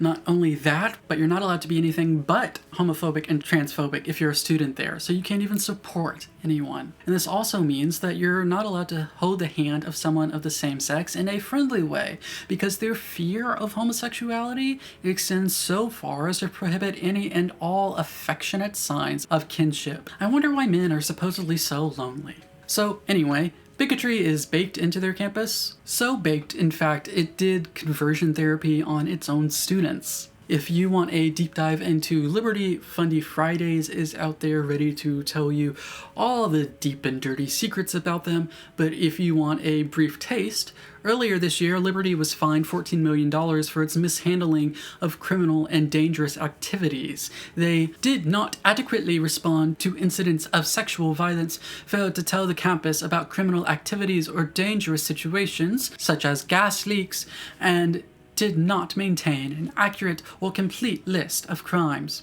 144, National Association of Scholars. An ass, because they're showing one. They would like state legislatures to be able to veto gen ed requirements, which is incredibly dumb of them. They are, of course, anti-trans and want to force all colleges to be anti-trans. They want an Intellectual Diversity Act, which seems to make it illegal to fire someone for, say, espousing Nazi rhetoric, racism, homophobia, sexism, or any other such things. They would like to drastically ease the standards to which teachers are held as far as licensing and education. Trump connections here. Theresa Manning and Adam Kissel. 145, National Center for Public Policy Research. While looking up this group, there was a sort of interesting pragmatism that popped up in one article about the RNC. Rachel Barkley works at Able Americans, part of NCPPR, and she laid out that even if she and her group disagree with other disability advocacy groups on, say, abortion, they can still come together in order to advance the causes of and improve the lives of those with disabilities. Yeah.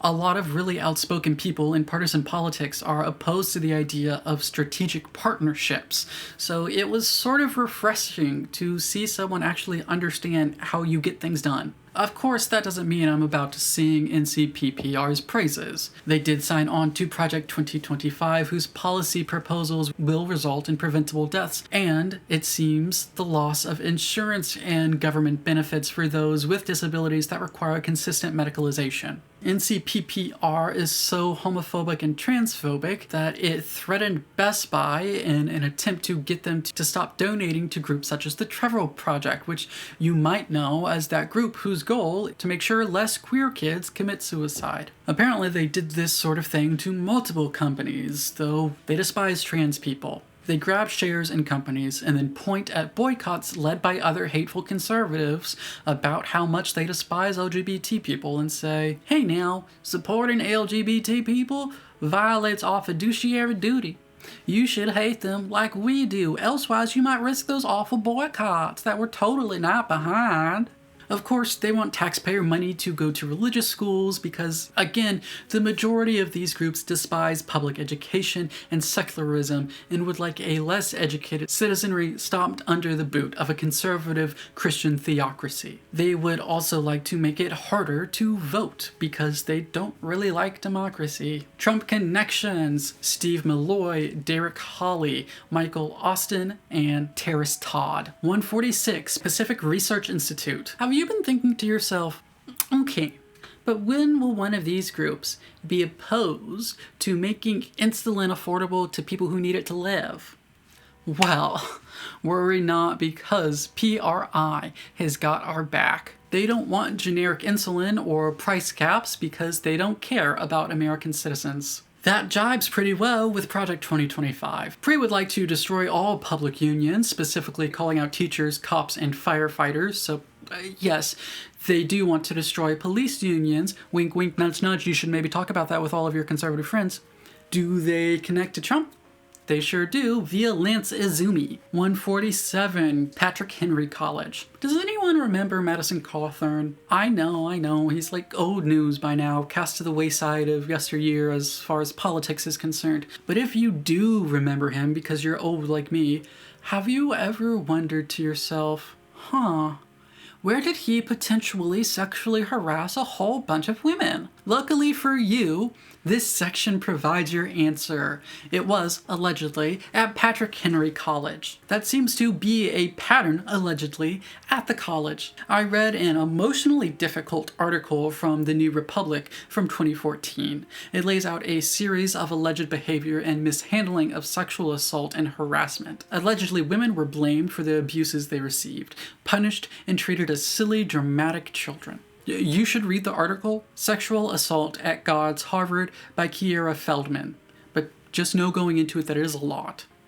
Of course they are anti-abortion, anti-evolution, anti-divorce, and anti-gay. They think women are subservient to men. They seem to believe in a Christian theocracy, but aren't super concerned with forcing it to happen. You're apparently required to be healthy to be a good human. They want to entirely ban NSFW art. They are anti-trans. Apparently clothes are gendered. Board member Michael Ferris worked to overturn the 2020 election. 148, Personnel Policy Operations. They are an explicitly America First group, so probably a MAGA type.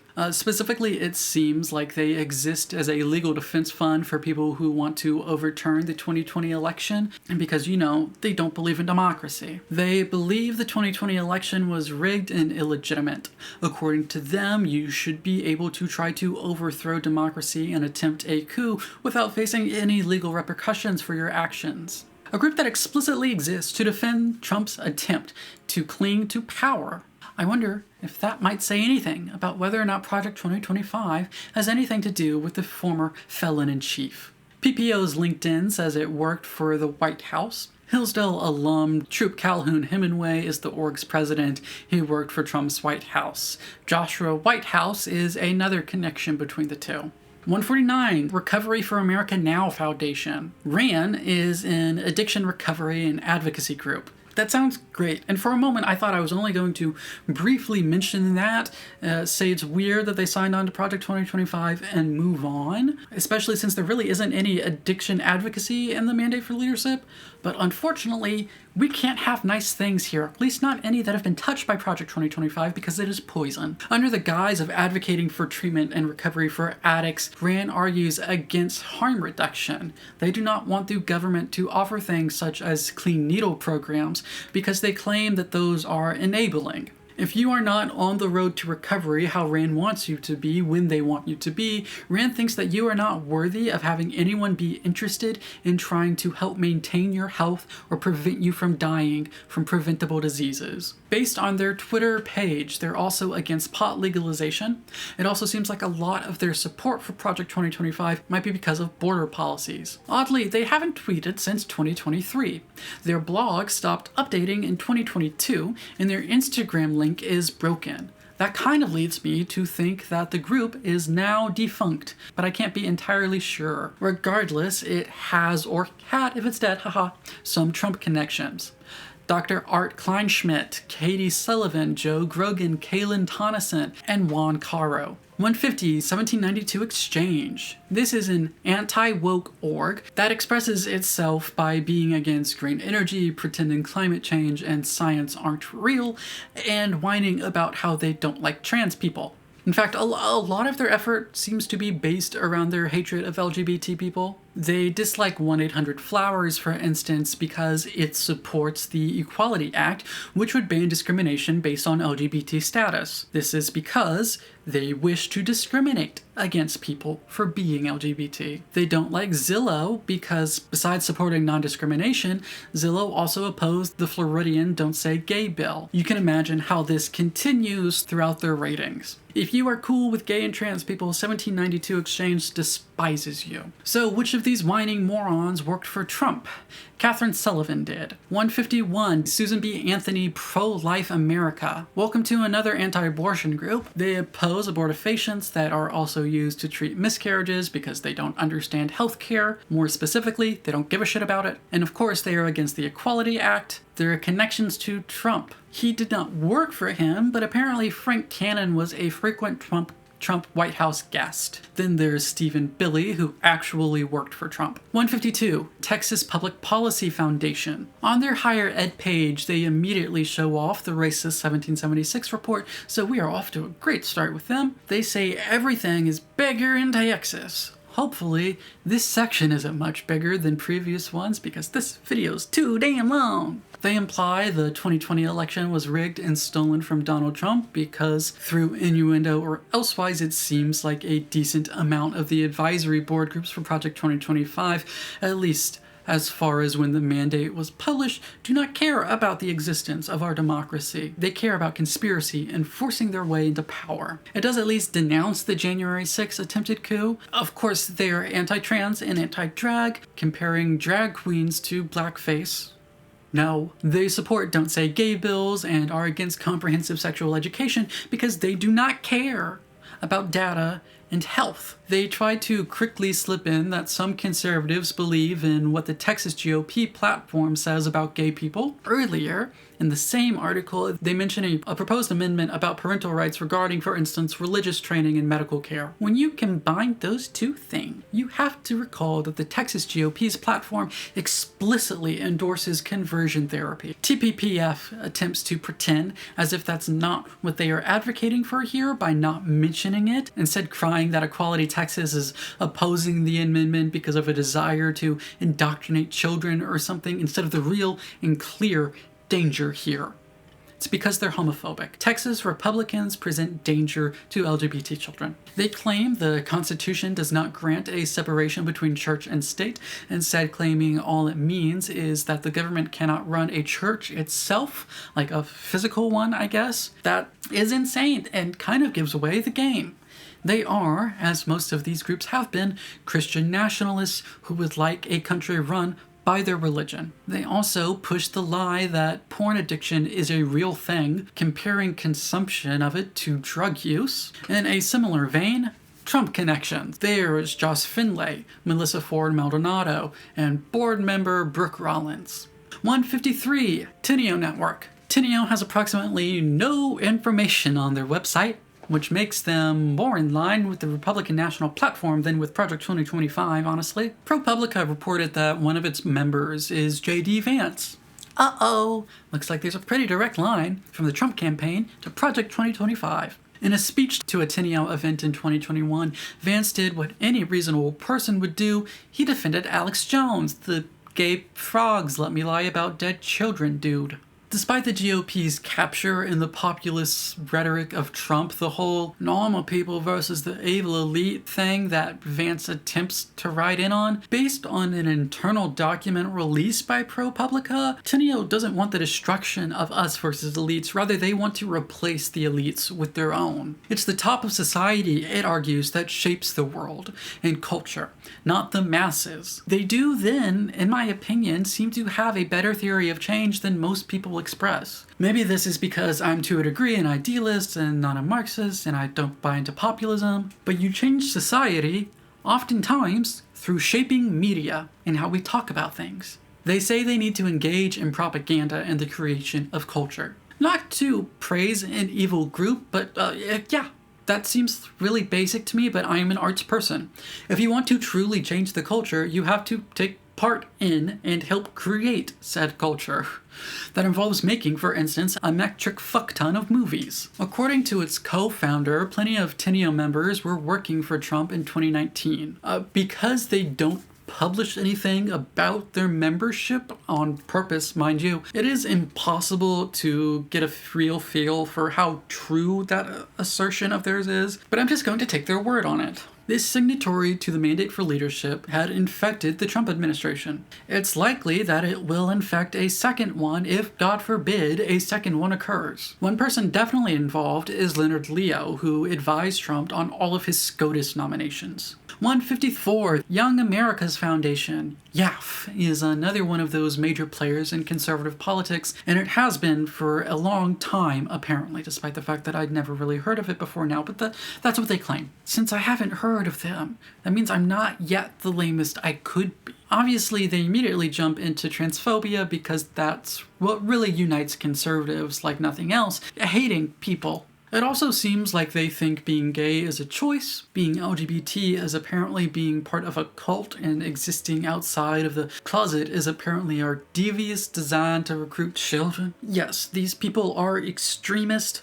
homophobe. A large amount of their articles actually are about how much they hate LGBT people. They pretend to be pro-speech, but of course they pretend that NSFW art doesn't count as free speech. Is this because they don't understand art and expression? I mean, probably. It seems that most people don't understand how NSFW art works. They are stupid. It also means they probably love the ideas baked into Project 2025 that all porn should be illegal, and also that the existence of LGBT people is enough to classify something as pornography because, again, they're stupid. I didn't find any Trump connections in their list, partially because their website is very annoying to navigate. 2 added advisors. There's more.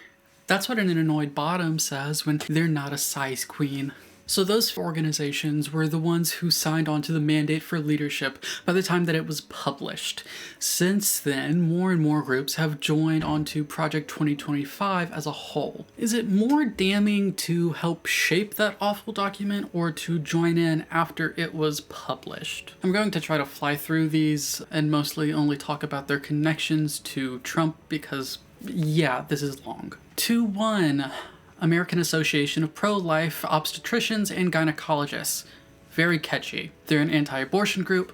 Couldn't find any obvious Trump connections. 2-2, Tarpia. This might have been called Amending America at one point. Their website is super annoying. I didn't see any connections either. 2-3, American Center for Law and Justice Action. We already went over their sister org. We've got some connections. Jordan Sekulow was a Trump lawyer. Then there's James Rackus, Tom Gilman, and Robert Burkett. 2-4, American Commitment. They really don't mention who works for them, so that's fun. 2-5, American Family Association, another group that seems to have no connections, though a SCAD alum is there, so shame on you. 2-6, American Jurist Link, doesn't appear to be a link. 2-7, the American Family Project. We've got Kevin Garvey, Bethany Cosma, Robert Patterson, Rob Siedlecki, Joseph Guy, and Edie Heipel. 2-8, the American Redistricting Project. Their website doesn't have any of their staff or board on it. 2-9, AMAC Action. Connection Time. Bob Carlstrom. They don't have a bunch of their people on their site. 2-10, the Bull Moose Project. They don't have any staff on their website and it was difficult to find anything about them. Next, 2-11, California Family Project. No connections, but just gonna say they're a bigoted group of Christian nationalists, so that's fun. 2-12, Calvert Task Group. They were tasked with wasting my time. Next, 2-13, Centennial Institute. Oh great, another Christian college shining onto a Christian nationalist stock. Shocking. 2-14, Center for Military Readiness. This isn't a Trump connection, but its board includes Dr. James Dobson, one of the worst men in contemporary American politics. 2-15, Center for a Secure Free Society. I thought there was one connection here, but I couldn't quite find the years that someone worked, so I'm not sure, but I'm gonna go with none. 2-16, Citizens Against Government Waste. What got wasted? My time! 2-17, Coalition for Liberty. Couldn't find shit on who works there. 2-18, Committee for Justice. Ashley Baker helped to get Gorsuch and Kavanaugh confirmed. 2-19, Conservative Caucus. Connections, Art Harmon and Melissa Ortiz. Mark Vargas might count since it said he had close ties with the White House. 220, Consumers Defense. They actually went on the offense by not being worth mentioning since we're just zipping through Trump connections. 221, Eagle Forum. My glances through the personnel didn't bring up any obvious Trump connections, but hey, Phyllis Schlafly's org, so at least we know they're super sexist. 222, Fairer America. We've got Katrina Pearson here. 223, Feds for Freedom. More like Feds for Felons, because, you know, Project 2025, Trump. 224, For America. I had to click on their LinkedIn to see who worked for them. It seems like spending less time on these groups was a good call. I suppose at some point I should actually look into them and let you guys know how awful all of them are to give everyone a true idea of how, you know, depraved and cruel the conservative movement is. But at the same time, a lot of these latter groups, at least on first glance through, just have an additional air of incompetence that the first batch overall didn't, except for the fact that one of them was just a Twitter user. 225, Foundation for American Innovation. We've got Evan Schwartztrauber, Rosalind Layden, Satya Thalman, and Michael Kratsios. It's a nice looking website at least. 226, Freedom's Journal Institute. Yay, Christian supremacists! 227, Frederick Douglass Foundation. They barely tell you who's involved. 228, Frontline Policy Action. Hey, a Georgia org. Hi. And also, bye. 229, Gun Owner Foundation. Wow. The guns have been so owned, embracing a project whose policy proposals don't care about guns. 230, the Heartland Institute. My heart was taken by reading a bunch of profiles with no connections. Good job. 231, Herzog Foundation. Unfortunately, 232, MacArthur Society of West Point Graduates. They're pointing at the next group, so moving right along. 233, High School Republican National Federation. I think it's a bit rich to pretend to represent high schoolers and their education when signing on to a project that wants to gut education in our country and also send teenagers to work on hazardous jobs, but maybe that's just me. I skipped all of the actual children because, no. Again though, here pops up John Coons. 234, Institute for Education Reform. Cool, another public union's bad group. I guess they're ashamed of that shameful position because their site doesn't have any of their members on it. 235, Dr. James Dobson Family Institute. I just want to say, to anyone who happily clings to the name of Dr. James Dobson, conservative hero, fuck you. Seriously. Dobson is an extremist and exterminationist who has caused immense and untold pain, not least of which through his constant support for conversion torture on queer people. Anyone working for his institute should be shamed out of politics. 236, Job Creators Network. Mary Thomas is here, so there's your Trump connection. 237, League of American Workers. Doesn't tell us anyone who works here except Trump spokesman Steve Cortez. 238, the Malone Institute. COVID stupidity, cool. 239, Middle East Forum. There's a lot of reporting about Israel and Palestine here. I'm not reading it because I don't want to read defenses of killing any civilians by any actors. Moving on, 240, Media Research Center. But they don't want me to research who works for them, which was very rude. 241, Mississippi Center for Public Policy. We've got a Trump connection, everyone. Vance Ginn. 242, Moms for Liberty. Notorious bigoted group of anti-education morons. They probably deserve their own video, but we're not doing a deep dive in this section. They'd be pretty upset if we used our brains that much anyway, so. 243, Mountain States Policy Center. I like mounting things. I don't really like moving on quickly apparently, but that's what we're going to do. 244, National Association of Christian Lawmakers. Here's a mind blow. Christian conservatives sign on to a bigoted document that would destroy the country and religious freedom. 245, NRB. I guess that doesn't stand for anything. 246, National Rifle Association. It's crazy NRA wasn't on the mandate, unless you recall that the mandate doesn't actually talk about guns, so they were ignored. Oops. Guess I should treat them the same way. 247, National Right to Work Legal Defense Foundation. Everyone hates lawyers, so next. 248, Native Americans for Sovereignty and Preservation. Didn't see anything about who works there. 249, Nevada policy. Who cares about that? People who talk about not taxing tips?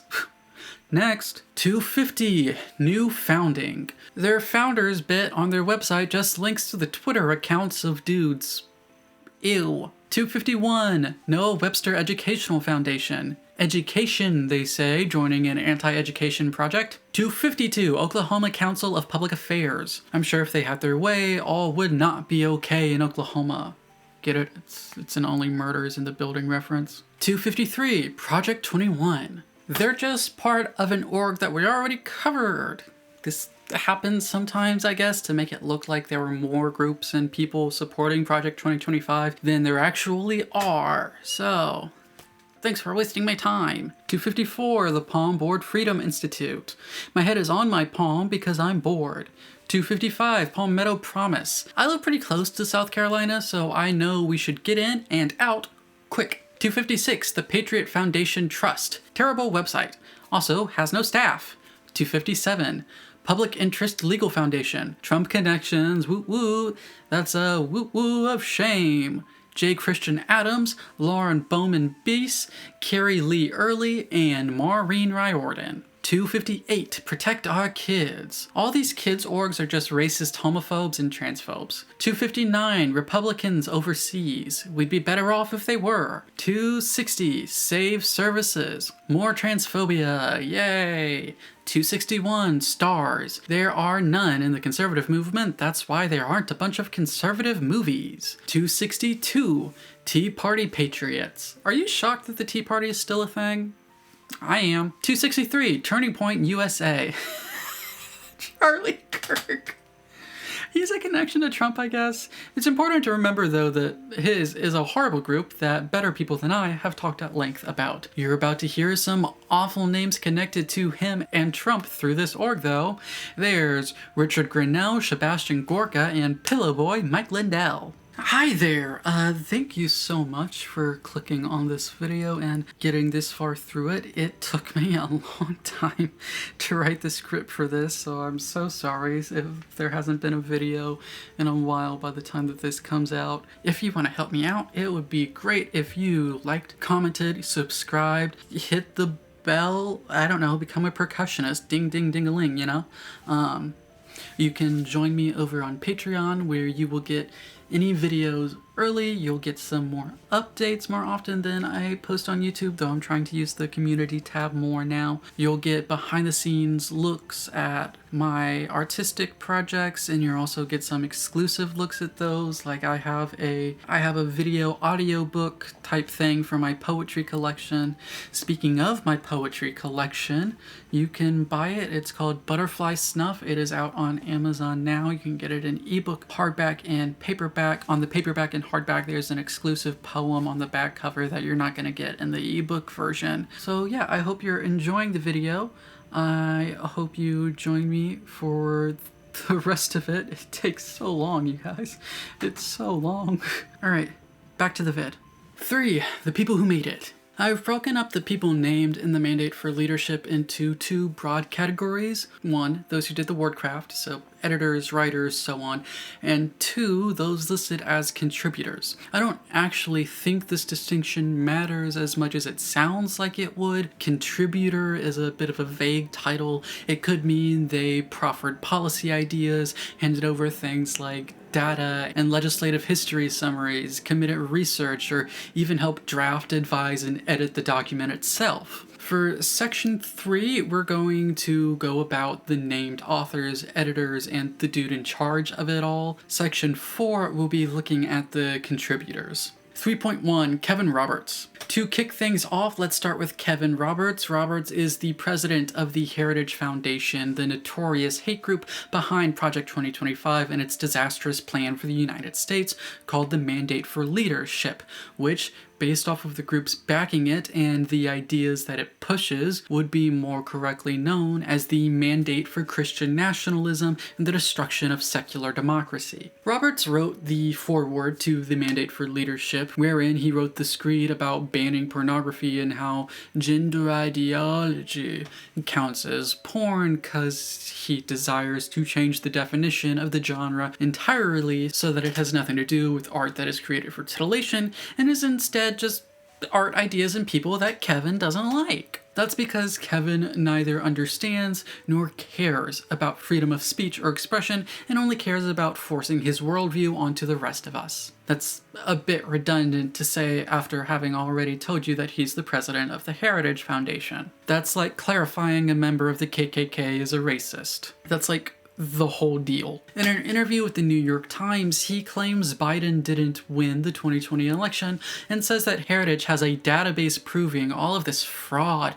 that they didn't prove in court to overturn the election because he knows that he's talking out of his ass and there isn't enough evidence that would have done that. And believers in this conspiracy are motivated by a desire to destroy democracy, not a desire to protect it. He also praises notorious villain of history, Joe McCarthy. Madeline Peltz apparently got a hold of Roberts' upcoming book, and she positions that one of his complaints is that women belong in the domestic sphere, but it's hard to force them all back into the kitchen when some women don't want kids or don't marry men. That does make one wonder if Project 2025 is opposed to abortion because it's supposedly pro-life, or because, as it seems here and is actuality the thing behind the whole abortion thing, abortion unshackles women from the home. Colin Dickey also read the book and frames it as Roberts, upset and confused by a world that has moved beyond his hatred, would like to force his version of Christianity on the American public. Roberts is part of the conservative push for those Sabbath laws in Project 2025,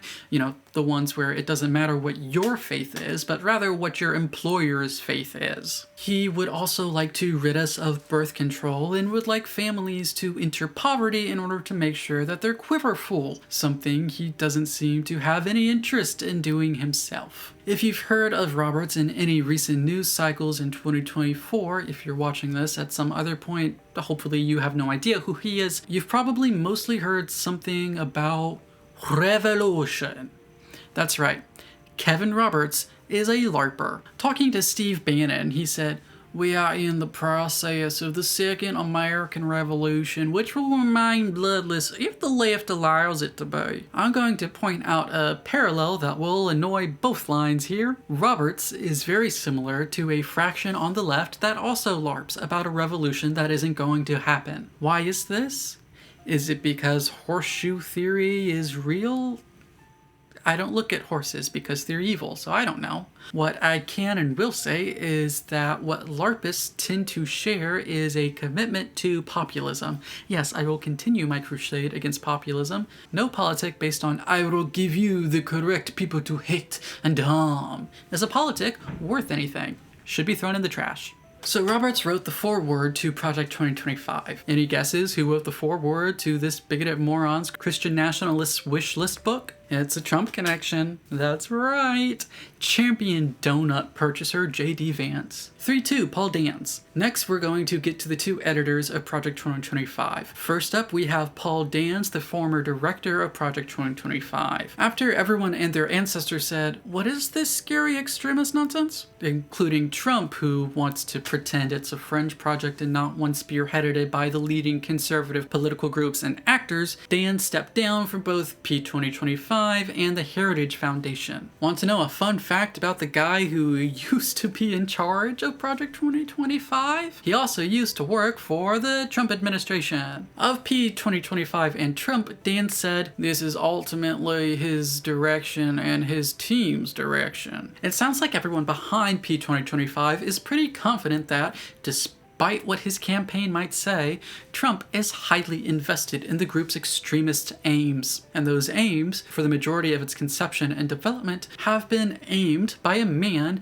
painted by reporting in ProPublica as petty, childish, and prone to paranoia and conspiracy. 3-3. Stephen Groves. Our second editor also happened to work for the Trump administration. You may remember his name in passing from when we went over Project 2025 Daddy Dom Group, the Heritage Foundation. Their bio on him talks about how he was on the legal team for the Mueller investigation, or for the White House's dealing with the Mueller investigation, and later became deputy press secretary, so one of the lying mouthpieces for Trump's inability to ever once consider speaking sensibly or honestly about anything ever in his entire life. A fun bit about Groves being on the team is that even if Trump had lost the 2024 GOP primary, the nominee wouldn't be free from the project's stink. His closest competition, former ambassador and headmistress of the School of Spineless Bootlickers, Nikki Haley, employed Groves. So, that's fun. 3-4, Darren Baxt. Now we're on to the authors of the Mandate for Leadership. They list the authors in alphabetical order instead of in order of appearance in the document.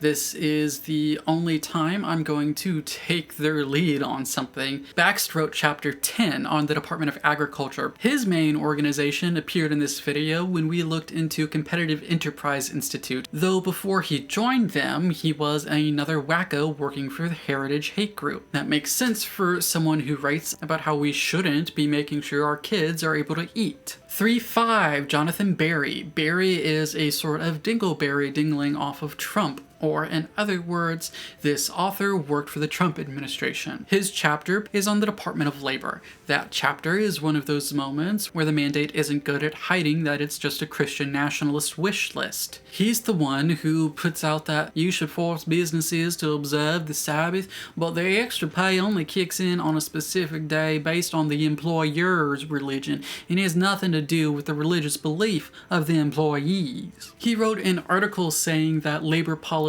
should aim to help people better serve God. He put that out there while I was writing this video, and he keeps with his government-mandated Sabbath observation thing because Barry very much does not believe in a pluralistic society with true freedom of religion. But hey, maybe that's why Trump employed him. 3-6, Lindsay M. Burke. Dr. Burke works for organizations of noted disgrace, Independent Women's Forum, and the Heritage Foundation. She wrote the hateful Chapter 11 over the Department of Education, where she goes on about how conservatives would like public education to stop existing. Glancing through her articles at Heritage doesn't reveal anything of interest. That's because you can't be all that interesting when your life's passion is despising and destroying education. 3-7, David R. Burden. Burden is one of 3 authors that teamed up to talk about the Treasury Department. He too works for Heritage. 3-8, Adam Kandub. You know what Kandub can do for you? Enabled the destructive, cruel, and criminal tendencies of Donald Trump. He was a high-ranking figure of Trump's DOJ. He's one of those people pushing for age verification laws. If you look at the results and risks of such laws, what they don't end up doing is protecting children. Their effect, like I discussed in my video over NSFW art and censorship, is purely a restriction of speech and internet censorship. I assume the professor is aware of this. The important question that must be asked to Professor Kandub anytime he is interviewed is if he was aware of how Project 2025 describes pornography. I can only assume that he thinks any media that includes trans people or information on being transgender should be age restricted and potentially banned for being pornography. That would unsurprisingly make the professor a transphobic bigot and a danger to the very concept of free speech. 3-9, Dustin J. Carmack, yet another author who works for Heritage and who, once upon a time, worked for Trump. It's almost like Heritage is not a fringe conservative group and Project 2025 is not insulated from Trump's world. It's almost like they're all very interconnected. Carmack wrote the chapter on U.S. intelligence. He's also connected to DeSantis, Mr. Third Place. But at least Meta hired him. Great job, Zuck. 3-10. Brendan Carr. Carr wrote the chapter on the FCC. That makes a degree of sense because Trump went and stuck him on the FCC. 3-11, Dr. Benjamin S. Carson Sr. The king of standing on the sidelines was a Trump cabinet member headlining HUD. So, of course, he wrote Project 2025's chapter over HUD. PBS makes it seem like Carson and Trump still have a good relationship. Based on the interview with Carson that they did, I wouldn't be that surprised if Trump picked him as a HUD secretary once again. 3-12, Ken Cuccinelli. His coochie worked for Trump. I know, so shocking. Cuccinelli wrote the chapter on Homeland Security. Oh, what's that? He was appointed illegally? Trump broke the rules to give him power? Whoa. 313, Rick Dearborn. Dear Rick was apparently born to serve the worst instincts of conservatives, contributing both to this awful document and having worked for the Trump White House. He wrote the very first chapter of the mandate talking about the White House office. 314, Veronique DeRougy. DeRougy wrote the first half of chapter 23 over the Import-Export Bank. Glancing through her articles, it does seem like she's willing to go on the offense against literally anyone that disagrees with her over anything, which is something, I guess. But she's mostly an economic analyst, so I don't find her particularly interesting to talk about. Sorry. 315, Donald Devine. An old man from the disastrous Reagan administration worked with two others to talk about stuffing the government with conservative MAGA diehards in Chapter 3. 316, Diana Forchgott-Roth. Diana FR worked for real for Trump, but at least she was also there with both Bushes too, just to make sure we all know that this isn't a recent problem. She wrote the chapter on the Department of Transportation. Glancing at her articles for Heritage, she really despises green energy. 317, Thomas F. Gilman. Gilman needed those gills to breathe when his head was lodged far up the ass of the Trump administration. Gilman authored the chapter on the Department of Commerce. 318, Mandy M. Gunasekara. Yet again, a heritage worker was a member of the Trump administration. She wrote the bit about the EPA. 319, Jean Hamilton. How does a Trumpist moron member of Trump's administration write for the mandate for leadership a chapter on the Department of Justice, a connection undeniable to P2025? I'm done with that.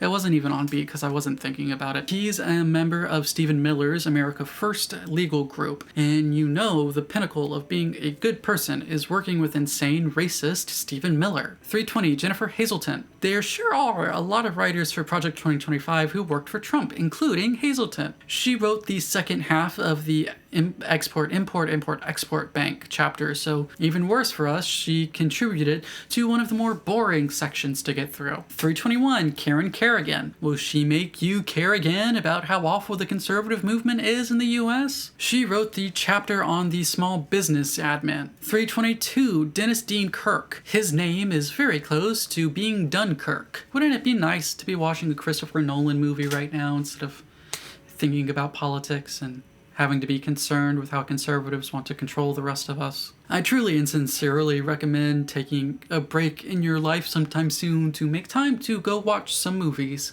It's good for you. Also, this dude worked for Trump and worked with Devine and Dans to talk about how there needs to be more political appointees. 323, Kent Lastman. He wrote the latter half of the trade chapter. 324, Bernard L. McNamee. Guess which namies McNamee worked for? If you guessed Trump and Cruz, you'd be right. I know. A convicted felon and the Zodiac Killer? That is a stellar track record. He wrote the chapter on the Department of Energy. 325, Christopher Miller. Miller was a bit of a big shot in the Trump admin. He wrote the DoD chapter. At least in December 2023, Trump seemed to want him back as head of the Department of Defense. It's hard to say you have nothing to do with and want nothing to do with Project 2025 when you're looking to employ its creators. 326, Stephen Moore. According to Newsweek, Moore worked for the Trump campaign and was a Trump nominee, but withdrew because he's a sexist pig. I guess hating women can only get you the presidency, not a Senate-approved position. He helped write the Treasury chapter. 327, Maura Namdar. You're going to be so shocked when I say this. Namdar worked for Trump. She wrote the first half of the Media Agencies chapter. 328, Peter Navarro. You know what Navarro has in common with his former boss, Donald Trump? They are both convicted criminals. The way he put it at the RNC, he went to jail in order to protect Trump. He wrote the first half of the trade chapter. Given his reception at the 2024 GOP convention, he can't be dismissed as fringe. If anything, he proves that Project 2025 is not fringe. It is the culmination of the GOP's entire project. 329, William Perry Pendley. Pending. Inevitable information download. Pindley is a Trump appointee who wrote a chapter for the Mandate for Leadership.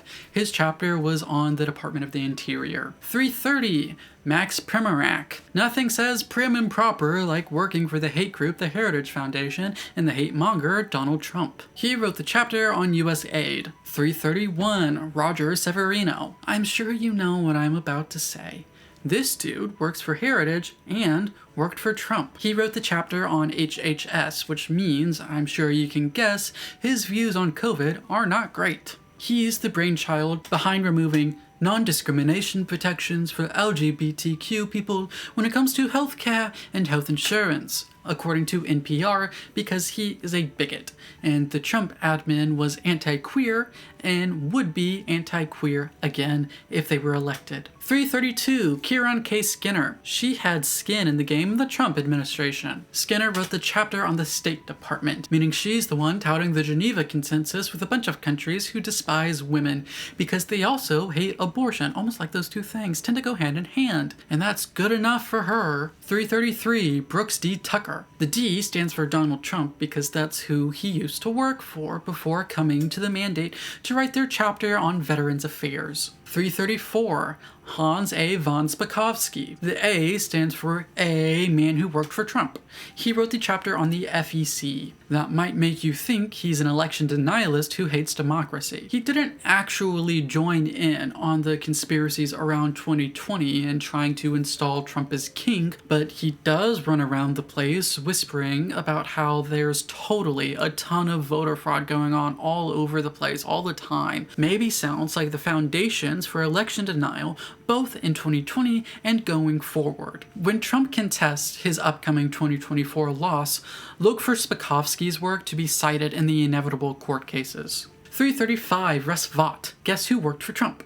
Russ Vought. He wrote the chapter on the presidency. Vought would very much like to force us to live in a nation under the heavy cross of his version of Christianity. Is this Christian nationalist still connected to Trump? Well, according to him, he's been busy making drafts and policies for Trump's second administration with Trump's blessing. He also helped create the mind-numbingly incompetent GOP 2024 platform, and he expects a position in the Trump administration. 336, William L. Walton, another Trump person, part of his transition team this time, who also happened to write a chapter. He contributed to the Treasury chapter. 337, Paul Winfrey. And for the last time, all together now everyone, he worked for Trump. Hopefully he stays true to his name and remains win-free by having Project 2025 lose every single one of its campaigns. He wrote the chapter on the Federal Reserve, and those you guys are the authors of Project 2025. Between them, the editors, and the dude overseeing it all, 29 of the 37 people worked for Trump. An additional one has connections to his VP, J.D. Vance.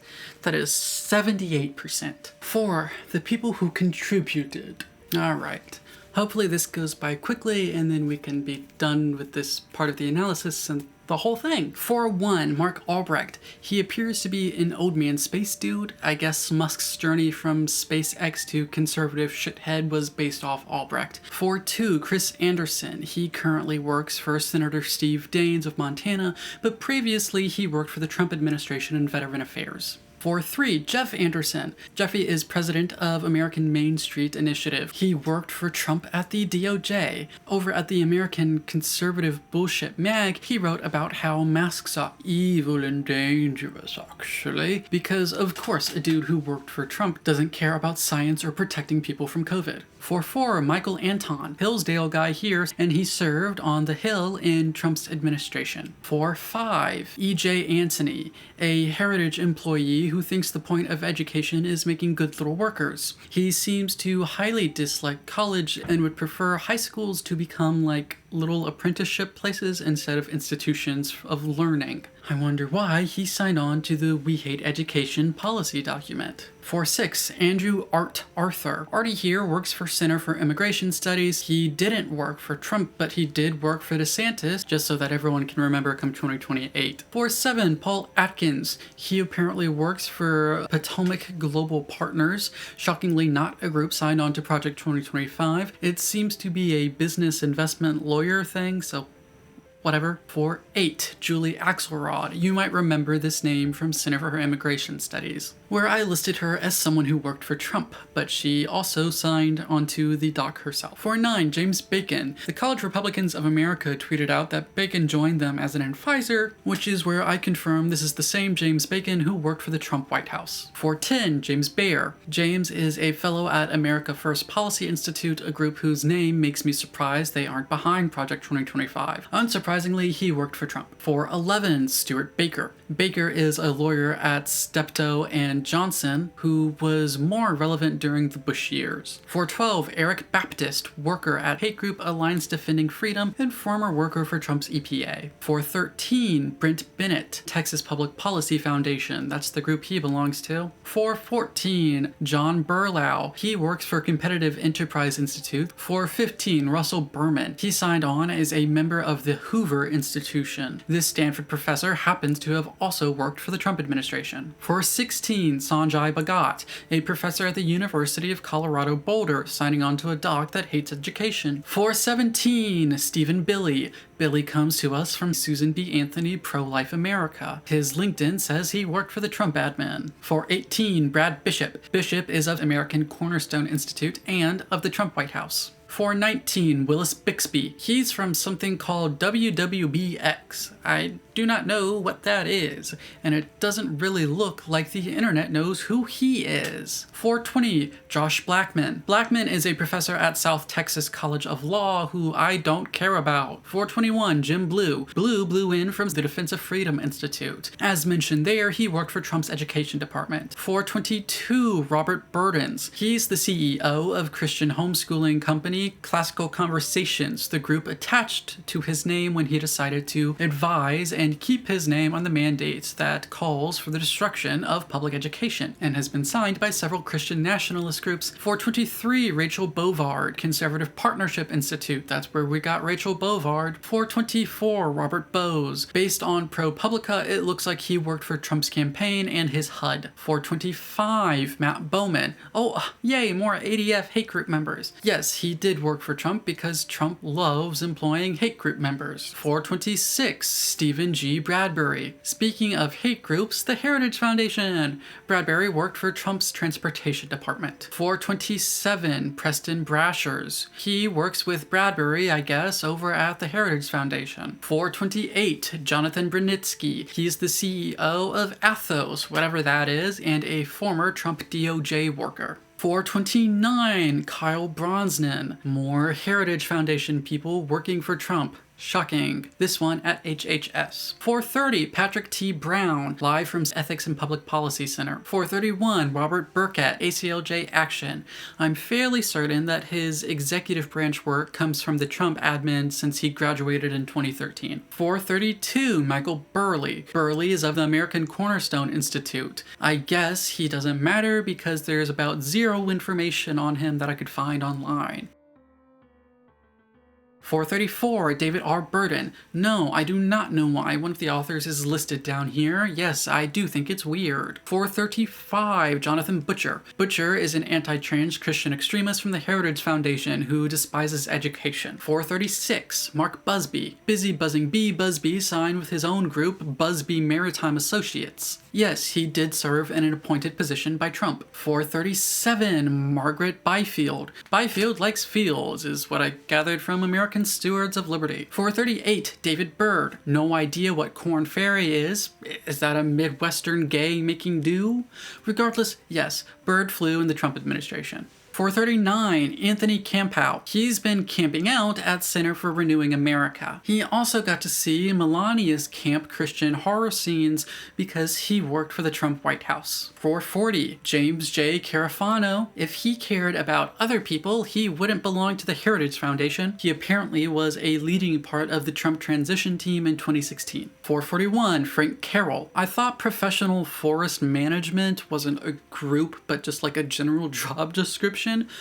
Lol. No, turns out I was wrong. 442, Orrin Cass. He writes a lot for American Compass, the stupid org. He also looks like John Oliver in the profile pic they use for him on their website. 443, Brian Kavanaugh. Cav signed from American Global Strategies, whatever that is, but he comes from the Trump administration. 444, Spencer Crichton. Crichton is apparently the Heritage Foundation's Associate Director for Project 2025. He also happened to have worked for Trump. 445, Claire Christensen, American Cornerstone Institute. Back at it again. 446, Victoria Coates. There won't be a need for Coates in the future, the Heritage Foundation wants, where climate change makes everything everywhere all at once way too hot. Yes, of course, she also worked for Trump. 447, Ella Kohanim, Independent Women's Forum back at it with the Trump appointees, signing on to a hate-mongering, anti-constitutional document. 448, Ezra Cohen. Nothing is funnier than Googling a Politico and Google labeling them as internet personality. Anywho, yes, he did work for Trump. 449, Elbridge Colby. Elbridge leads Marathon Initiative, apparently a think tank focused on combating China, China, as his former boss Trump would say in a better impression. 450, Earl Comstock. Guess he invested stock in Trump because he worked for his administration. 451, Lisa Correnti. Oh, hi CFAM. I almost didn't see you there since I believe she wrote one of those annoying articles in my sources. 452, Monica Crowley. You know when someone is from a group called the Nixon Seminar, they're probably a bit evil. And you have to be a bit evil to have the last name Crowley and to work for the Trump administration, like she did. 453, Laura Cunliffe. More IWF, more Trump workers signing onto this awful project. 454, Tom Dans. No idea what Amberwave Partners is, the group attached to his name here, but the Heritage Foundation sure does talk about how he worked for Trump. 455, Sergio de la Pena. Pena is a Trump Department of Defense dude. 456, Krista Reuter. Reuter works for National Center for Urban Operations. Thank you for your service, but also fuck you for signing on to this monstrosity. 457, Corey DeAngelis. American Federation for Children appears to be short for American Federation for Children to Go Without Proper Education. 458, Caroline DeBerry. She's no longer with Paragon Health Institute, the group her name was attached to when the mandate was put out. 459, Ariel Del Turco. Oh, we're at Hate Group Family Research Council now? So fun. 460, Irv Dennis. American Cornerstone Institute is back. Dennis is somehow worse than the Dennis in It's Always Sunny because this one works for Trump. 461, David Deptula. Mitchell Institute for Aerospace Studies. Far as I can tell, a veteran we should all be thankful for is endorsing horrible shit that would harm millions of Americans. Great. 462, Donald Devine. Another author getting placed in here twice. Why? 463, Chuck DeVore. A dude with Vore in his name belonging to a group that starts with TP. Bit iconic of him. Texas Public Policy Foundation, by the way. And also signing on to this means the Vore man cannot be iconic, only awful. Aww. 464, C. Wallace DeWitt. He's a dude who's out there, I guess. 465, James DePayne. Heritage returns with a vengeance. Here, part of that is apparently kicking this dude out. 466, Matthew Dickerson. More Heritage and another person they gave the boot to. 467, Michael Dink. Stephen Miller's America First Legal Foundation. Great. 468, David Ditch. At least we're back to Heritage employees who haven't left since this was put out there. 469, Natalie Dodson. Ethics and Public Policy Center gives us this anti-woman transphobic moron. 470, Dave Dorey. Dorey is of the Fairness Center. His Federalist Society bio implies that he worked for the Trump administration. 471, Max Eden. He hails from American Enterprise Institute. Glancing through his articles on their website, it's shocking that they did not sign onto Project 2025 because he's pumping out articles for them aimed at railing against education and LGBT people. But hey, at least it doesn't seem like he worked for Trump. 472, Troy Edgar. Edgar is one of those rare entries who works for an actual company over at IBM Consulting. He's not rare in that he also happened to work for the Trump administration. 473, Joseph Edlow. The Heritage Foundation gives us Edlow, but working for the hate group isn't his lowest point because he also happened to work for Trump. 474, Jen Ellinger. No idea what Booz Allen Hamilton is, the group attached to her name here, there, but I do know Ellinger worked for Trump. 475, John Ehret. This Senator Hawley worker gives new meaning to Demon Twink by signing on to the evil Project 2025. 476, Kristen Eichemer. The Heritage Foundation doesn't have a bio for Eichemer, but her LinkedIn is fairly detailed. She was the deputy press secretary for NASA for a bit during the Trump admin. You may be wondering, does that count? Well, her own details say that she managed daily comms with the White House, so it's safe to say she represents a connection either way. 479, Robert S. Idle. Idle is a Trump education official signing on from the Defense of Freedom Institute for Policy Studies. 480, Will Estrada. Here's a fun thing. The mandate says Estrada is from Parents' Rights Foundation, but the org is Parental Rights Foundation. Typos and mistakes happen, but I think they're fair game to shit on and make fun of when put out in serious political and governmental documents. Anywho, yeah, he worked for Trump.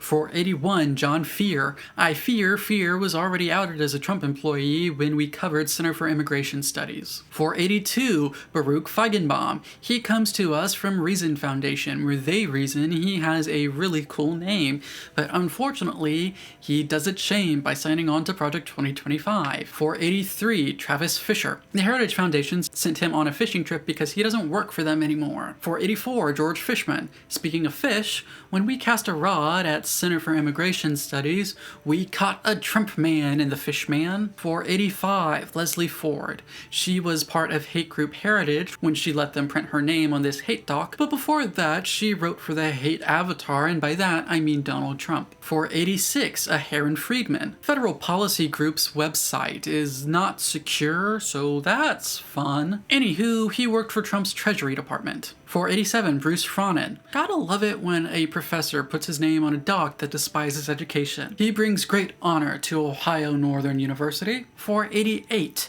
Joel Fruscione. His LinkedIn indicates that he worked for Trump's Commerce Department. 489, Finch Fulton. Fulton flew in from Trump's DOT. 490, Diana Furchtgott-Woff. Oh, hey, she wrote a chapter. Next, 491, Callie Gable. Gay is happy, as in homosexual. Callie Gable is destructive, as in a Trump worker coming to us via the American Cornerstone Institute. 492, Christopher Gatchik. Gatchik works for hate group FRC, but he does seem to have evaded the Trumpian stain. 493, Alexandra Gazer. Gazer signed with River Financial on her name, but she's no longer there. Speaking of places she used to be, she worked for Trump. 494, Mario Garza. Unfortunately, I have no idea who this dude is. 495, Patty Jane Galler. Oopsie, she no longer works for Heritage. 496, Andrew Gillen. He's from TPPF and seems to like Project 2025's anger toward higher education. 497, James S. Gilmore III. He's definitely not the third entry on this list to have served Trump. We'll get to those numbers relatively soon. Don't look at the length of the video. 498, Vance Ginn. Economic Consulting gives us our Trump connection from Mississippi Center for Public Policy. 499, Alma Golden. She's a throwback to the Institute for Women's Health and is also a Trump worker. 4100, Mike Gonzalez. Gonzalez is a Heritage guy who doesn't appear to have been fired, so that's something, I guess, for him. 4101, Chadwick R. Gore. Defense Forum Foundation is who we have to thank for Gore's appearance here, though DFF itself isn't an advisory group for Project 2025. 4102, David Gortler. Gordy Boy is one of the minds behind Ethics and Public Policy Center. Most of his bios online mention him working for the FDA, but weren't super detailed. Antidote Europe clarifies that he was a White House appointee from the Trump administration. 4103, Brian Gottstein. The Heritage Foundation is really filling out the roster of those signing its extremist plans to reshape America into its Christian nationalist heaven. 4104, Dan Greenberg. 2016 introduced us to the embarrassment of a Trump White House for whom Greenberg worked. 4105, Rob Greenway. Hudson Institute is next to his name, but he doesn't work for them anymore. He was on Trump's National Security Council, so that's fun. 4106, Rachel Gressler. The Heritage Foundation gives us this lovely lady who would like to raise the retirement age. 4107, DJ Gribben. Madras Consulting gave us this disc jockey who spun records for Trump. 4108, Garrison Grisdale. This guy is named like a comic book character and comes from ACI. He worked for Trump's HUD. 4109, Joseph Grogan. Grogan is from the University of Southern California, and he worked for Trump in what appears to be a few important positions. 4110, Andrew Guernsey. Guernsey doesn't appear to have worked for Trump, but he does work for and with conservative senators. So here's yet another reminder that this rot goes far beyond just Trump. 4111, Jeffrey Gunter. Republican Jewish Coalition member Gunter was a Trump-appointed ambassador. 4112, Joe Guy. Club for Growth used to have something to do with this guy, pun intended, who now works for a conservative rep, but used to work for the Trump administration. 4113, Joseph Guzman. I don't know much about Guzman, but he co-chaired Trump's Michigan campaign in 2016. 4114, Amalia Halikias. The Heritage Foundation doesn't have much about this employee of theirs, but Joe Guy's Club for Growth says she worked for Trump's Homeland Security. 4115, Gene Hamilton. America First Legal, so we already know he worked for Trump. Next, 4116, Richard Hanania. The prolific Twitter poster signed from his Center for the Study of Partisanship and Ideology. You may remember Hanania from his being a massive racist. I bet Heritage is so proud to have his name on their document. 4117, Simon Hankinson. Simon is from Heritage. Simon wrote for Heritage a defense of conversion therapy because Simon Hankinson endorses the torture of queer people because Simon Hankinson is a bad person. Having his name right after Hanania is a bit on the nose. 4118, David Harlow. I didn't care to read through Harlow's website, but according to Politico, he worked for Trump's EPA. 4119, Derek Harvey, worked for Devin Nunes, the guy who tried to sue an internet cow. Harvey also worked, similarly out of his mind, Trump. 4120, Jason Hayes. At least his joint, Mackinac Center for Public Policy, is kind of fun to say, Mackinac. 4121, Jennifer Hazelton. Yes, she wrote a chapter. Yes, she worked for Trump. No, I don't know why they list people multiple times. 4122, Lou Heisner. Who the hell are ya? 4123, Edie Heipel. As mentioned earlier, Heipel worked for Trump. 4124, Toop Hemingway. PPO gives us Hemingway. As mentioned when we talked about them, he worked for Trump. 4125, Nathan Hitchen. Interesting for someone from a group called Equal Rights Institute to sign onto a doc calling for discrimination against people. 4126, Pete Hoekstra. Hoekstra heads the Michigan GOP. It's almost like Project 2025 is an accurate representation of the conservative movement as a whole. Oh, and also he was an ambassador for Trump. 4127, Gabriella Hoffman. IWF is back. Hoffman is a writer, etc., etc. 4128, Tom Homan. Heritage man Homan was a Trump hoe in that he worked for the man. 4129, Chris Horner. I believe it's the guy from CEI. Moving along, 4130, Mike Howell. How does Howell play out into what we're looking for? He is a heritage man from the Trump administration. 4131, Valerie Huber. IWF and Trumpist Huber. Already talked about her. 4132, Andrew Hughes. ACI man Hughes served in Trump's HUD. 4133, Joseph Humeyer. Center for a Secure Free Society, signing on to a doc that would like us to be a less free society. 4134, Christopher Iacovella. American Securities Association. Hope you're happy to have one of your people championing this bullshit. 4135, Mallory Israel. Heritage's Israel worked for Cruz, but not for Trump, which means she has more of a spine than Cruz himself did. 4136, Ken Ivory. Ivory is a state elected in Utah. Next, 4137, Roman Jankowski, from Trump's Homeland Security to the Heritage Foundation. 4138, Abby Jones. I'm going to guess it's the same Abby Jones touted on Trump's website as an Iowa endorser. Does that answer who the hell she is?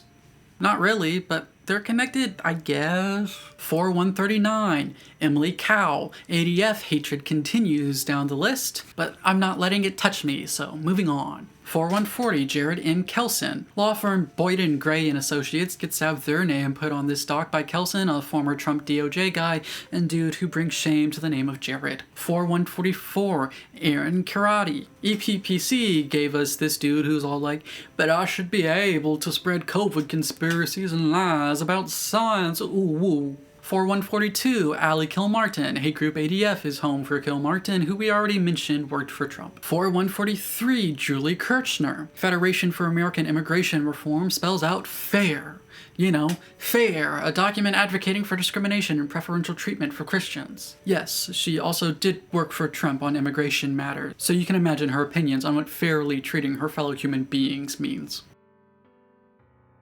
4145, Dan Kish. IER's Kish did a bunch of work for Republicans in Congress, but not for Trump as far as I can tell. 4146, Kenneth A. Klukowski. Woo, an anti-gay lawyer from Trump world. History will not be kind to you, sir. Or, well, really anyone named to this document. 4147, Adam Korzeniewski. APP man who applied himself by doing the evil bidding of Trump in his administration. 4148, Kathy Newell-Kovarik. Sajida Solutions. I'm assuming this SS is also evil, given that Kovarik worked for Trump's ICE. 4149, Bethany Kozma, Keystone Policy member and former Trump staffer. 4150, Matthew Kozma. I believe this is the Matthew Kozma who worked for Trump's intelligence apparatus. 4151, Julius Krein. The American Affairs guy may have denounced Trump after Charlottesville, but apparently the extremism of Project 2025 is not a step too far for him, which I think brings into question his motivation for that denunciation. 4152, Stanley Kurtz. EPPC upper lip removal model Kurtz is a skip. 4153, David Lacerte. Baker Bots baked a guy who worked for Trump and signed Project 2025. A very common and very poor tasting snack. 4154, Paul J. Larkin. This lark belongs to Heritage. Yes, birds are evil. 4155, Kent Lastman. Yes, that's the author. Moving on. 4156, James R. Lawrence III. Envisage Law is, I suppose, proud of their little Trump employee who is the type of tired-looking weird white guy that I am unfortunately very attracted to. So that's like 5 things going against him all at once. 4157, Paul Lawrence. He works for himself at Lawrence Consulting after having worked beforehand for the Trump administration. 4158, Nathan Lemur. Targeted Victory was by his name, but his LinkedIn says he doesn't work for them anymore. I'm sure they love that their name is still part of the mandate for leadership. Anywho, yes, he did work for the Trump admin over in the FCC. 4159, David Legates. This former University of Delaware professor and professional climate denier was, in fact, hired by Trump. 4160, Mario Lewis. CEI's Lewis seems to mostly exist to question any effort to combat global warming, but otherwise doesn't matter. Next, 4161, Ben Lieberman, another CEI man, another skip. 4162, John Ligon. Looks like Ligon is a Trumpy baby. It's almost exhausting how many Trump administration people are here. It kind of makes the whole Trump denunciation and game of pretending like it's an extremist fringe group that's far removed from him and his entire circle a thing where everyone says, don't worry about it. Wink. Seem like bullshit. 4163, Evelyn Lim. ACI's Lim is also Trump's Lim because she worked for his administration. 4164, Mario Loya. He's from CEI, but I clocked him earlier in the video when going over Heritage as a Trump White House person. 4165, John C. Malcolm. He's a Bushman, this Heritage guy, which means he would be popular over on gay Twitter. 4166, Joseph Masterman. Cooper and Kirk is yet another law firm named here in the mandate. That's fun for them. Maybe don't hire these guys if you care about the future of our democracy. 4167, Earl Matthews. He's from the Vandenberg Coalition, a foreign policy outfit.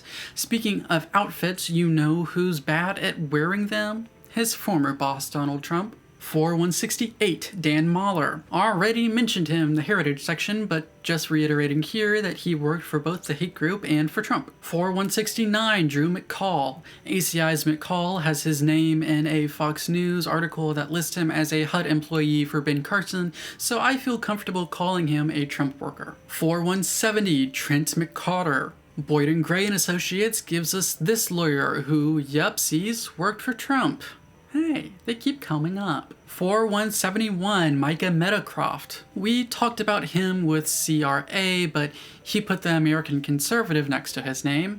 Either way, we already know that he's a Trump man. 4172, Edwin Meese III. He's an old heritage dude who was relevant long before I was born, so the rot in conservative politics is old and far-reaching, but we already know that. 4173, Jessica Melligan from CEI. Sometimes I don't have much to say, but I'm including all of these names on the list in this video to make sure that I'm being thorough and to make sure these people are thoroughly shamed for their involvement well into the future, because signing on to this document is shameful. 4174, Frank Mermcud. Orpheus International seems to be tainting the good name of poor Orpheus. 4175, Mark Miller. Maybe putting her name on this was somehow a step too far for Kristi Noem, and that's why she gave him the boot. 4176, Cleta Mitchell. Already talked about. She's the Trump lawyer against democracy. Next. 4177, Kevin E. Moley. The E stands for E was a Trump nominee and worker. 4178, Caitlin Moon. American Center for Law and Justice gives us Moon's name here, but I'm not entirely sure if she's the same Caitlin Moon I found via Googling, so just gonna move right along. 4179, Claire Morrill. EPPC's Morrell is part of the Trump admin, filling out this list in this video, which I really wanted to be finished writing at this point. 4180, Mark Morgan. Morgan is a heritage guy who worked for Trump, because why not work for two hateful entities? 4181, Hunter Morgan. ACI's Morgan is now at Ballard Partners and used to be at the Trump White House, where he worked for notorious racist Stephen Miller. 4182, Rachel Morrison. Before joining the EPPC, it looks like Morrison was a Trumpison Republican. 4183, Jonathan Moy. Moy is a heritage boy. Sad. 4184, Ian Murray. Murray is from CEI and lives in Virginia. Virginia is for lover. Murray is apparently for haters. 4185, Ryan Nabil. Nabil is, I believe, our first entry from the National Taxpayers Union. Anyway, 4186, Michael Nasi. Another lawyer repping his law firm, so another firm to side-eye. Congrats, Jackson Walker. 4187, Lucian Neumeier. He's from the firm Niemeyer Group, and he used to serve in Trump's DOD. 4188, Nazak Nakakhtar. Did you guess that she worked for Trump? If so, you are good at pattern recognition, which at this point says you should probably just assume most of these people worked for his administration, or his campaign, or were his lawyers. Nakakhtar? She was at the Commerce Department. 4189, Milan Mitch Nikolic. Continuing that pattern, Nikolic worked for Trump's DOD. 4190, Matt O'Brien. Immigration Reform Law Institute gives us O'Brien as an Brian, guess you're evil. 4191, Caleb Orr. This is our third Boyd and Gray man. 4192, Michael Pack. A filmmaker worked for Trump. I know that's really shocking since conservatives as a whole seem entirely allergic to creating or engaging with culture. But yeah, a Trump appointee. 4193, Leah Peterson. Say it with me now. She worked for Trump. 4194, Michael Pillsbury. The Pillsbury Doughboys' evil great uncle apparently works for Heritage. 4195, Patrick Pizzella. Leadership Institute's Pizzella was a Trump labor appointee. 4196, Robert Poole. Reason Foundation's Poole was swimming in the pools of a few presidents, but none of them were Trump at least. 4197, Christopher B. Porter. If it's the same Porter, then he worked for Trump and Biden, so I'm not inclined to include him, but he did sign on to an extremist political manifesto, so I'm gonna count him. 4198, Kevin Preskennies. Alleyman Health Solutions apparently has a solution that is denying healthcare to women.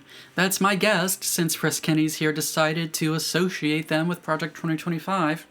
Oh, and yeah, he also worked for Trump. 4199, Pam Pryor. National Committee for Religious Freedom sent Pryor, and as we know, when conservatives say that, what they tend to mean is the freedom for conservative Christians to force their religion on the rest of us. Also, she worked for Trump. 4200, Thomas Pyle. Pyle of IER is now of AEA, and as said earlier, of Trump. 4201, John Ratcliffe. I guess if you're looking for American global strategies, as their group name suggests, you might be interested in hiring one of Trump's DNIs like Ratcliffe. 4202, Paul Ray. Ray shines down as a shaft of darkness from Heritage and whose black hole was placed in the sky by his time working in the Trump administration, which we already noted. 4203, Joseph Redden. Flexilis Forestry and whoever the hell this is. 4204, J.W. Richards. Heritage's Richards is a vehement anti-trans hate monger. He didn't work for Trump, but since the mandate for leadership practically reads as a Trump employment list, be on the lookout for him to be a skid mark wiped on America by a second Trump term, if that happens, God forbid. 4205, Jordan Richardson. Richardson is a lawyer for the Heiss Suarez Melville firm and a former Trump hire. 4206, Jason Richwine. CIS gives us the IQ-obsessed racist race scientist Richwine, who is rich and bullshit. Which of those two things do you think led him to being a Trump hire? 4207, Sean Riley. Remember that stupid American conservative mag? He used to work for them. 4208, Laura Rees. Yes, another Heritage Trump person that I mentioned earlier. Next, 4209, Leo Rios. No clue who you are, but I like that your name rhymes. 4210, Mark Robeck. He put down Energy Evolution Consulting. What's important to note is that he was also a Trump Energy employee. 4211, James Rockus. He performs the same type of rock as Kid Rock, and annoying and bad. His hits are a replay from earlier ACLJ action in the Trump admin. 4212, Mark Royce. Here we have another professor, this from Nova Annandale Community College, signing on to a document that despises education. Good job, dude. 4213, Reed Rubenstein. Stan Lee, making a conservative evil nuisance, might cook up Rubenstein, who we already mentioned from America First Legal Foundation, and the Trump admin. 4214, William Ruger. Ruger is the president of American Institution for Economic Research and a failed nominee of the president-turned-felon Donald Trump. 4215, Austin Roos. Roos is the hate-mongering president of the hate group known as CFAM. Roos is the kind of person who likes making it illegal to be gay or talk about being gay, so of course he loves Project 2025, which attempts to make it illegal to produce anything which mentions or includes trans people. 4216, Brent D. Sadler. Thanks for your service, but also, you work for a hate group in Heritage and signed on to a document that aims to restrict and harm people, so, go to hell? I mean, not actual hell, that doesn't exist, I don't want anyone hurt. 4217, Alexander William Salter. Texas Tech has a professor signing on to a doc that hates education. I bet they're so proud to have their name associated with it. 4218, John Sanders. It's interesting for this John Locke Foundation dude to go on in his bio about his love for literature and art and seemingly education while signing on to a doc that doesn't understand or care about art and actively dislikes education. 4219, Kara Sands. America First Policy Institute probably gives it away that she is from Trump land. She is another one of his ambassadors that have signed on to Project 2025. 4220, Robbie Stephanie Saunders. CPA strikes again. Or, well, it did, but she doesn't work for them anymore. Speaking of people she briefly worked for, the Trump administration. 4221, David Sov. There is a decent handful of people with this name, so I don't know who this is, but I'm going to guess it's not the Canadian one. 4222, Brett D. Schaefer. He's been at Heritage for a long ass time, so you can bet he's a pretty hateful person. Because I value my soul, I'm not going to stain it by looking too hard into him. 4223, Nina or Charenko Schaefer. Her name has already come up back when we went over Heritage. It's important to remember that she's a Trump stooge. 4224, Mark Schuck. ACI Schuck, according to Politico, once belonged to Trump's HUD. 4225, Justin Schwab. Schwab founded CGCN Law, signed onto Project 2025, and used to work for Trump's EPA. I feel like those last two things should always stick on to the name CGCN, and anyone considering hiring or working with them should be aware of the horrible things their head guy decided to endorse with their name attached. 4226, John Schwepp. He works for APP and seems to have nothing else worth mentioning. Lame. 4227, Mark Scribner. This scribble was drawn up by Reason Foundation. I guess he reasoned there was nothing to lose from attaching his name to a hate doc made by a hate group. 4228, Darren Selnick. Selnick signed with Selnick Consulting, which probably, is him, so makes sense. He wasn't making sense because he didn't work for Trump's treasury, but he did work for Trump, yes. 4229, Joss Sewell. Taxpayers for Common Sense have apparently declared that Common Sense is doing stupid stuff, like forcing Christian observance on workers and letting banks do whatever they want. Also increasing taxes on the majority of Americans. Guess Common Sense can be pretty damn dumb. 4230, Kathleen Sagama. Sagama is the president of Western Energy Alliance. I hope her fellows are okay with her allying their organization to an extremist political project. 4231, Matt Sharp. Sharp works for the amazing hate group that is Alliance Defending Freedom, a group deserving of all scorn from proper society. 4232, Judy Shelton. Shelton comes from Independent Institute, as in Trump tried to appoint her, but she ended up independent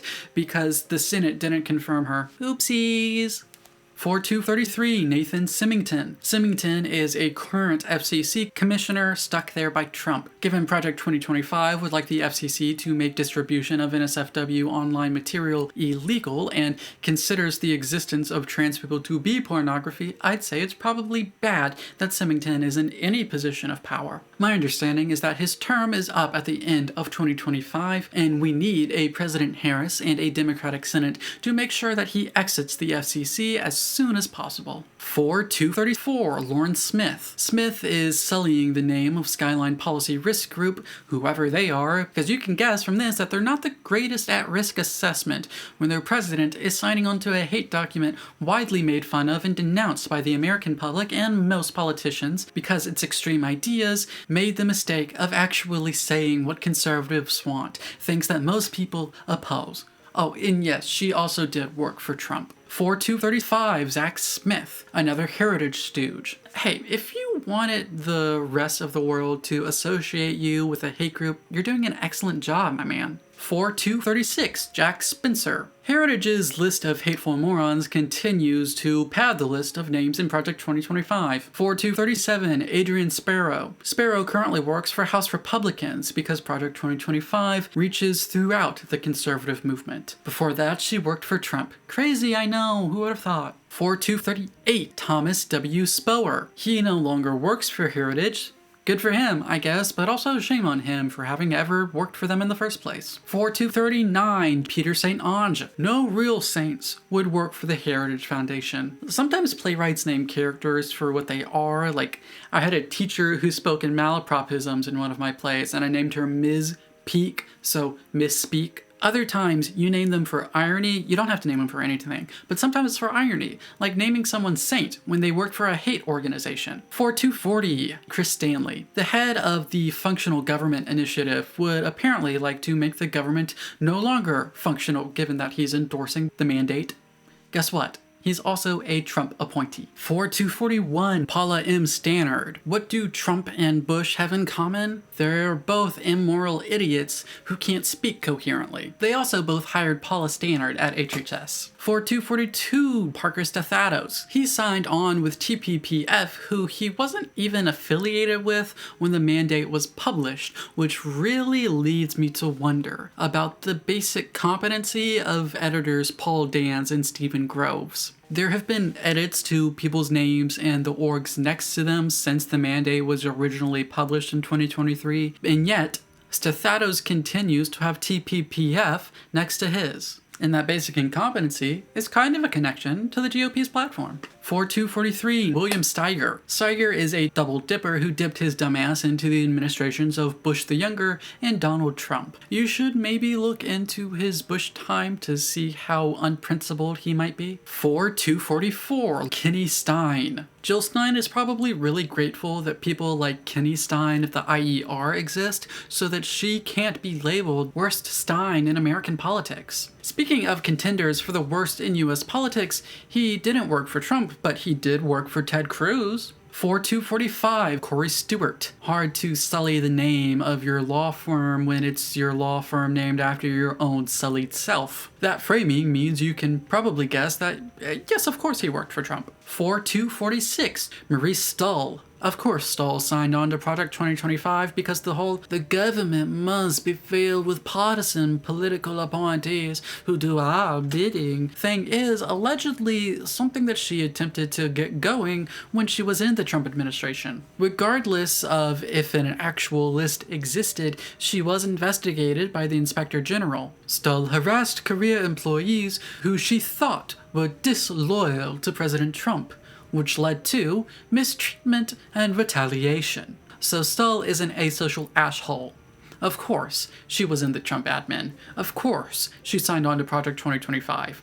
Conservative politicians love cruelty. 4247, Catherine T. Sullivan. 1792 Exchange and Sullivan being a Trump person were already mentioned earlier, just reiterating it again here. 4248, Brett Swearingen. This lawyer from the firm Miller Johnson is hopefully prevented from fulfilling his name and swearing in a second Trump term. So please do not allow Trump to get into office again, elsewise he might hire this guy again. 4249, Michael Sweeney. I'm assuming this is the Michael Sweeney who works for previous entry Nathan Symington over at the FCC instead of the musical composer. Sweeney's previous employer before the FCC was, of course, Donald Trump. 4250, Robert Swope. Swope is the rare creative type compelled to the cruelty of Trump in Project 2025, including helping lead Trump's 2016 campaign in Tennessee. 4251, Aaron Szabo. Szabo was with CGCN, but no longer.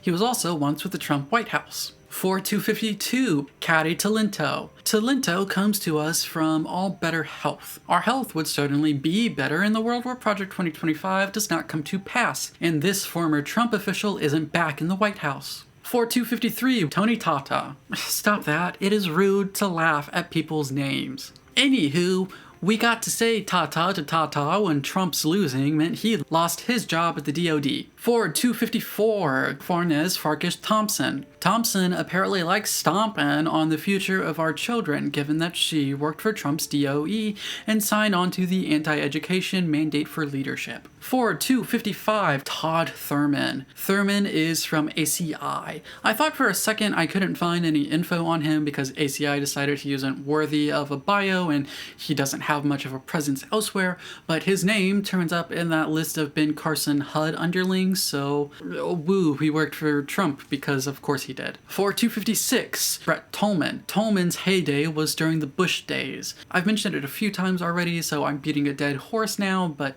thankfully dead horses are really easy to beat in a race.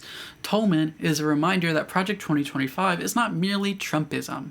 It isn't merely fringe far-right groups.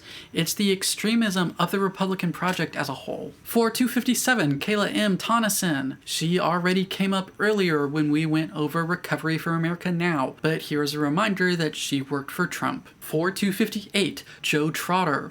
Doesn't that name kind of sound like he's a more prominent US politician? Like, that's the kind of name any random representative on a US TV show would have. Homelander, this is Congressman Joe Trotter. But he's actually not that important.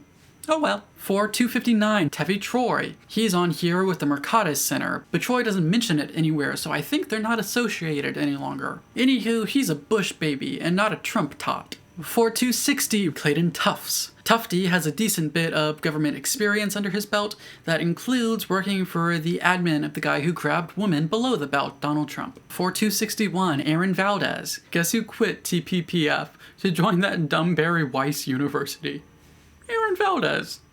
It speaks great for University of Austin to have a worker signing onto a doc that despises higher education. It's almost like they also don't care about education, and this is an elaborate performative grift by conservatives preying on young people and their dumbass parents. 4262, Mark Vandroff. This creepy van parked itself in the employee parking lot of world-famous sex creep Donald Trump. 4263, Jessica M. Vahan. Do you think she's angry that she works for CIS because it spells cis? Being that she signed on to a heavily transphobic manifesto, I bet so. It would just be so terrible if this was pointed out to her. 4264, John J.V. Venable. Oopsie, Heritage gave him the can despite being next to his name here. 4265, Morgan Lorraine Vina. She used to be with the Jewish Institute for National Security of America. Also used to be with Nikki Haley's doomed presidential run, probably because she worked for Haley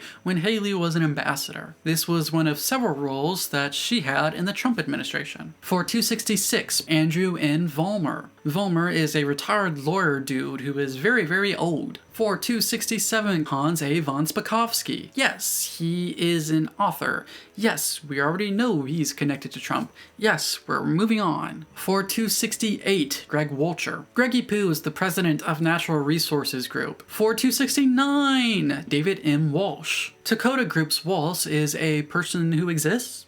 Maybe? Maybe the M stands for missing. 4270, Aaron Walsh. Heritage's Walsh, meanwhile, is someone I mentioned 5 years ago near the start of the video as someone in Trump world. 4271, Jacqueline Ward. She's from ACI, and if you set up wards to keep out bad spirits, since she's signed on to Project 2025, you'll be able to keep her away from you. 4272, Emma Waters. Waters apparently baptized herself in putrid and hateful waters, given that she works for Heritage. 4273, Michael Williams. Williams is from ACI. He had a handful of positions in the Trump admin.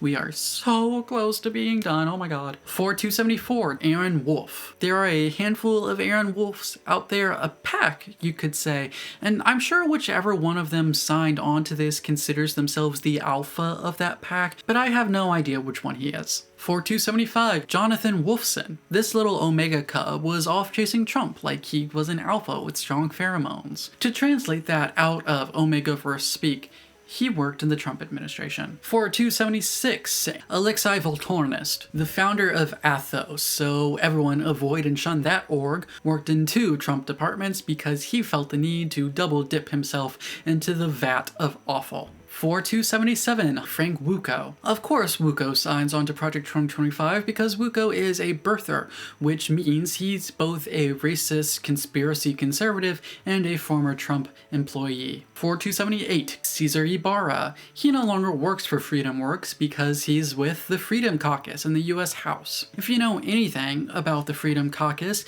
it's that it contains the most insane section of the elected GOP. Ibarra's penchant for jobs with freedom in the title is ironic, given that he signed onto a document that would like to take away the freedoms of his fellow citizens. 4279, John Zadrozny. He's from mega racist Stephen Miller's America First Legal Foundation, so you know he's going to turn out to have worked for the Trump administration. And he did. 4280, Laura Zork. Once upon a time, she was another one of those Freedom Works people advocating to take away freedom from her fellow citizens. The trend of her life is working around education, so of course, her life would be much easier if Project 2025 came to pass because education would be basically non-existent. We finally made it through all the signatories published in the mandate. 5. Too long didn't watch. Of course we're not done. That would be too easy for me, and this is my punishment, and I'm excluding the authors who are listed. 152 of them worked for Trump and his administration, his election campaigns, his attempts to overturn our democracy, or were nominated by him at some point. That is over half of them. Let's look at the numbers with the authors. 29 of the people who wrote for Project 2025 worked for Trump, either in his administration, his transition team, or his campaigns. That includes both of the editors, one of whom was the lead over the whole project. What that doesn't include is Heritage President Kevin Roberts, except you have to note that Roberts is connected via Vance. So if we're counting Trump's connections, that's at least 30. Of all the names mentioned in the mandate for leadership, 182 are of Trump. Of the groups that advise Project 2025, counting both the original signees to the mandate for leadership and the ones later added to their website, there are at least 103 employees who worked for Trump or had close ties to him. When I was determining this, I opted not to mention any White House internships, which there were a decent handful of, or super low-level campaign staffers. It's also important to note that this does not include the untold number of Teneo members who apparently were well embedded in the Trump administration. There is this supposed truism in politics. Personnel is policy. When conservatives who recognize that Trump is a disgusting person want to rationalize voting for him anyway, you might hear them say that they are voting for an administration, not a person. If you believe that, if that is the excuse that you use to make yourself feel better, then you have to answer for Project 2025. Trump may play all the political games he wants to distance himself from it, because it is and ought to be unpopular. However, that does not change that the majority of the people behind it are people he placed in power. Its creators do not believe him when he distances himself from them. They call it politics in theater.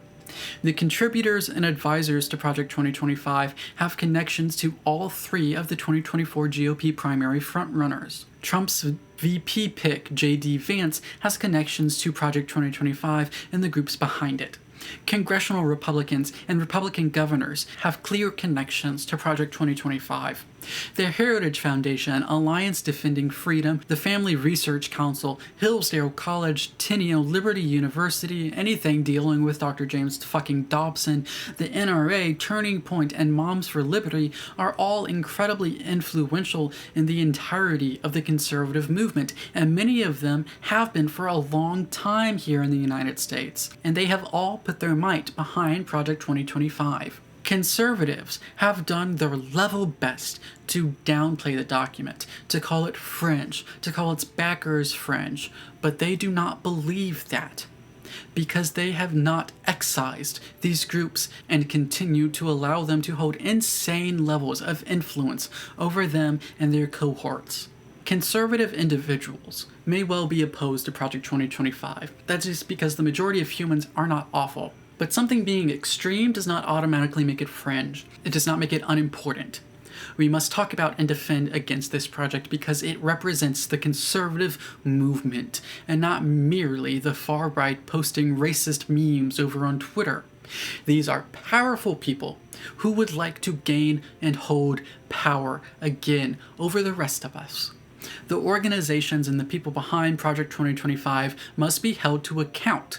They must be questioned. They must be denounced. They must be denied power. It's through looking into these people that we can see even Project 2025 does not speak to all of their desires.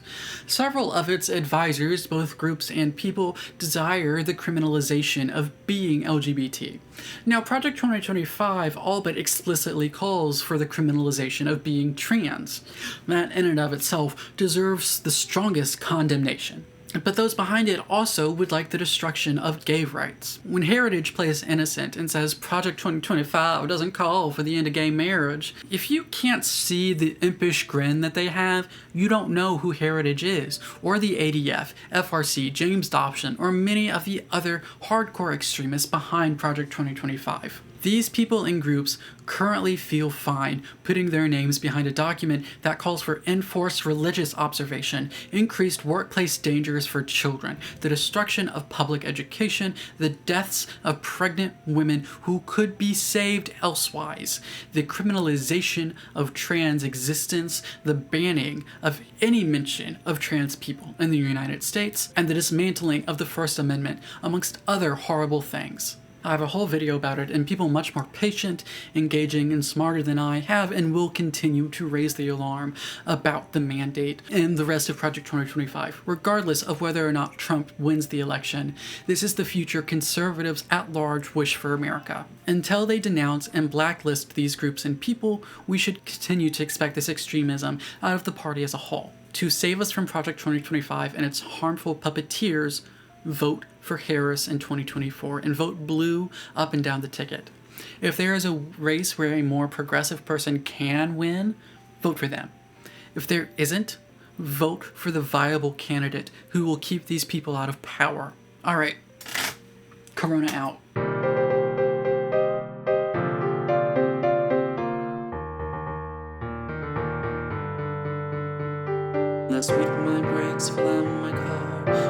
school parking lot, oh god.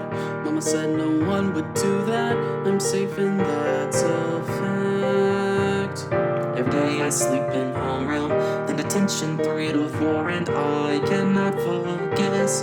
Pluck the lashes out my eyes. That just gives me melatonin, and in the morning ships me off.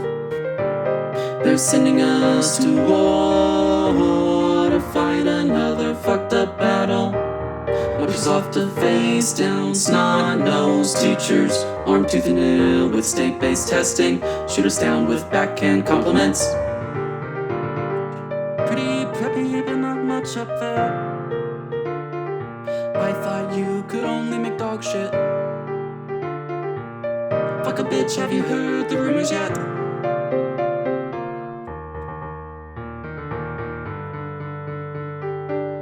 My grandma calls me every night just to say she prayed for me again, and everything will be okay when my stutter's acting up again. But I lace my boots and I'm on my way. The government wants us in factories as prisoners of war, worked to death in small town Tennessee. Here comes the platoon, boom, boom, boom. Follow up the Navy's splish splash, Air Force in the air, zoom, zoom. And in self-imposed exile, marching in the back to the timid beats of my drums. Rat-a-tat, rat-a-tat. Boom, bam, snail march, left, right footstep. In time, moving towards the graveyard. Rat-tat, little drummer boy. Boy, boy, boy, boy. We're marching off to the war to fight another uphill battle. Fucking clicks and hormonal issues, cardboard cutout food and people, holler six and green-coated toilets, broke down buses, busted dress codes, and purple malice in the air. To war, to war, to war. Dear God in heaven, won't you put your hands in mine? I need someone to hold me close and ease my mind. And in your glory we are marching off to fight. Please let this path we're on be one that is divine. I'll hold my head up and I'll shout in screams of love.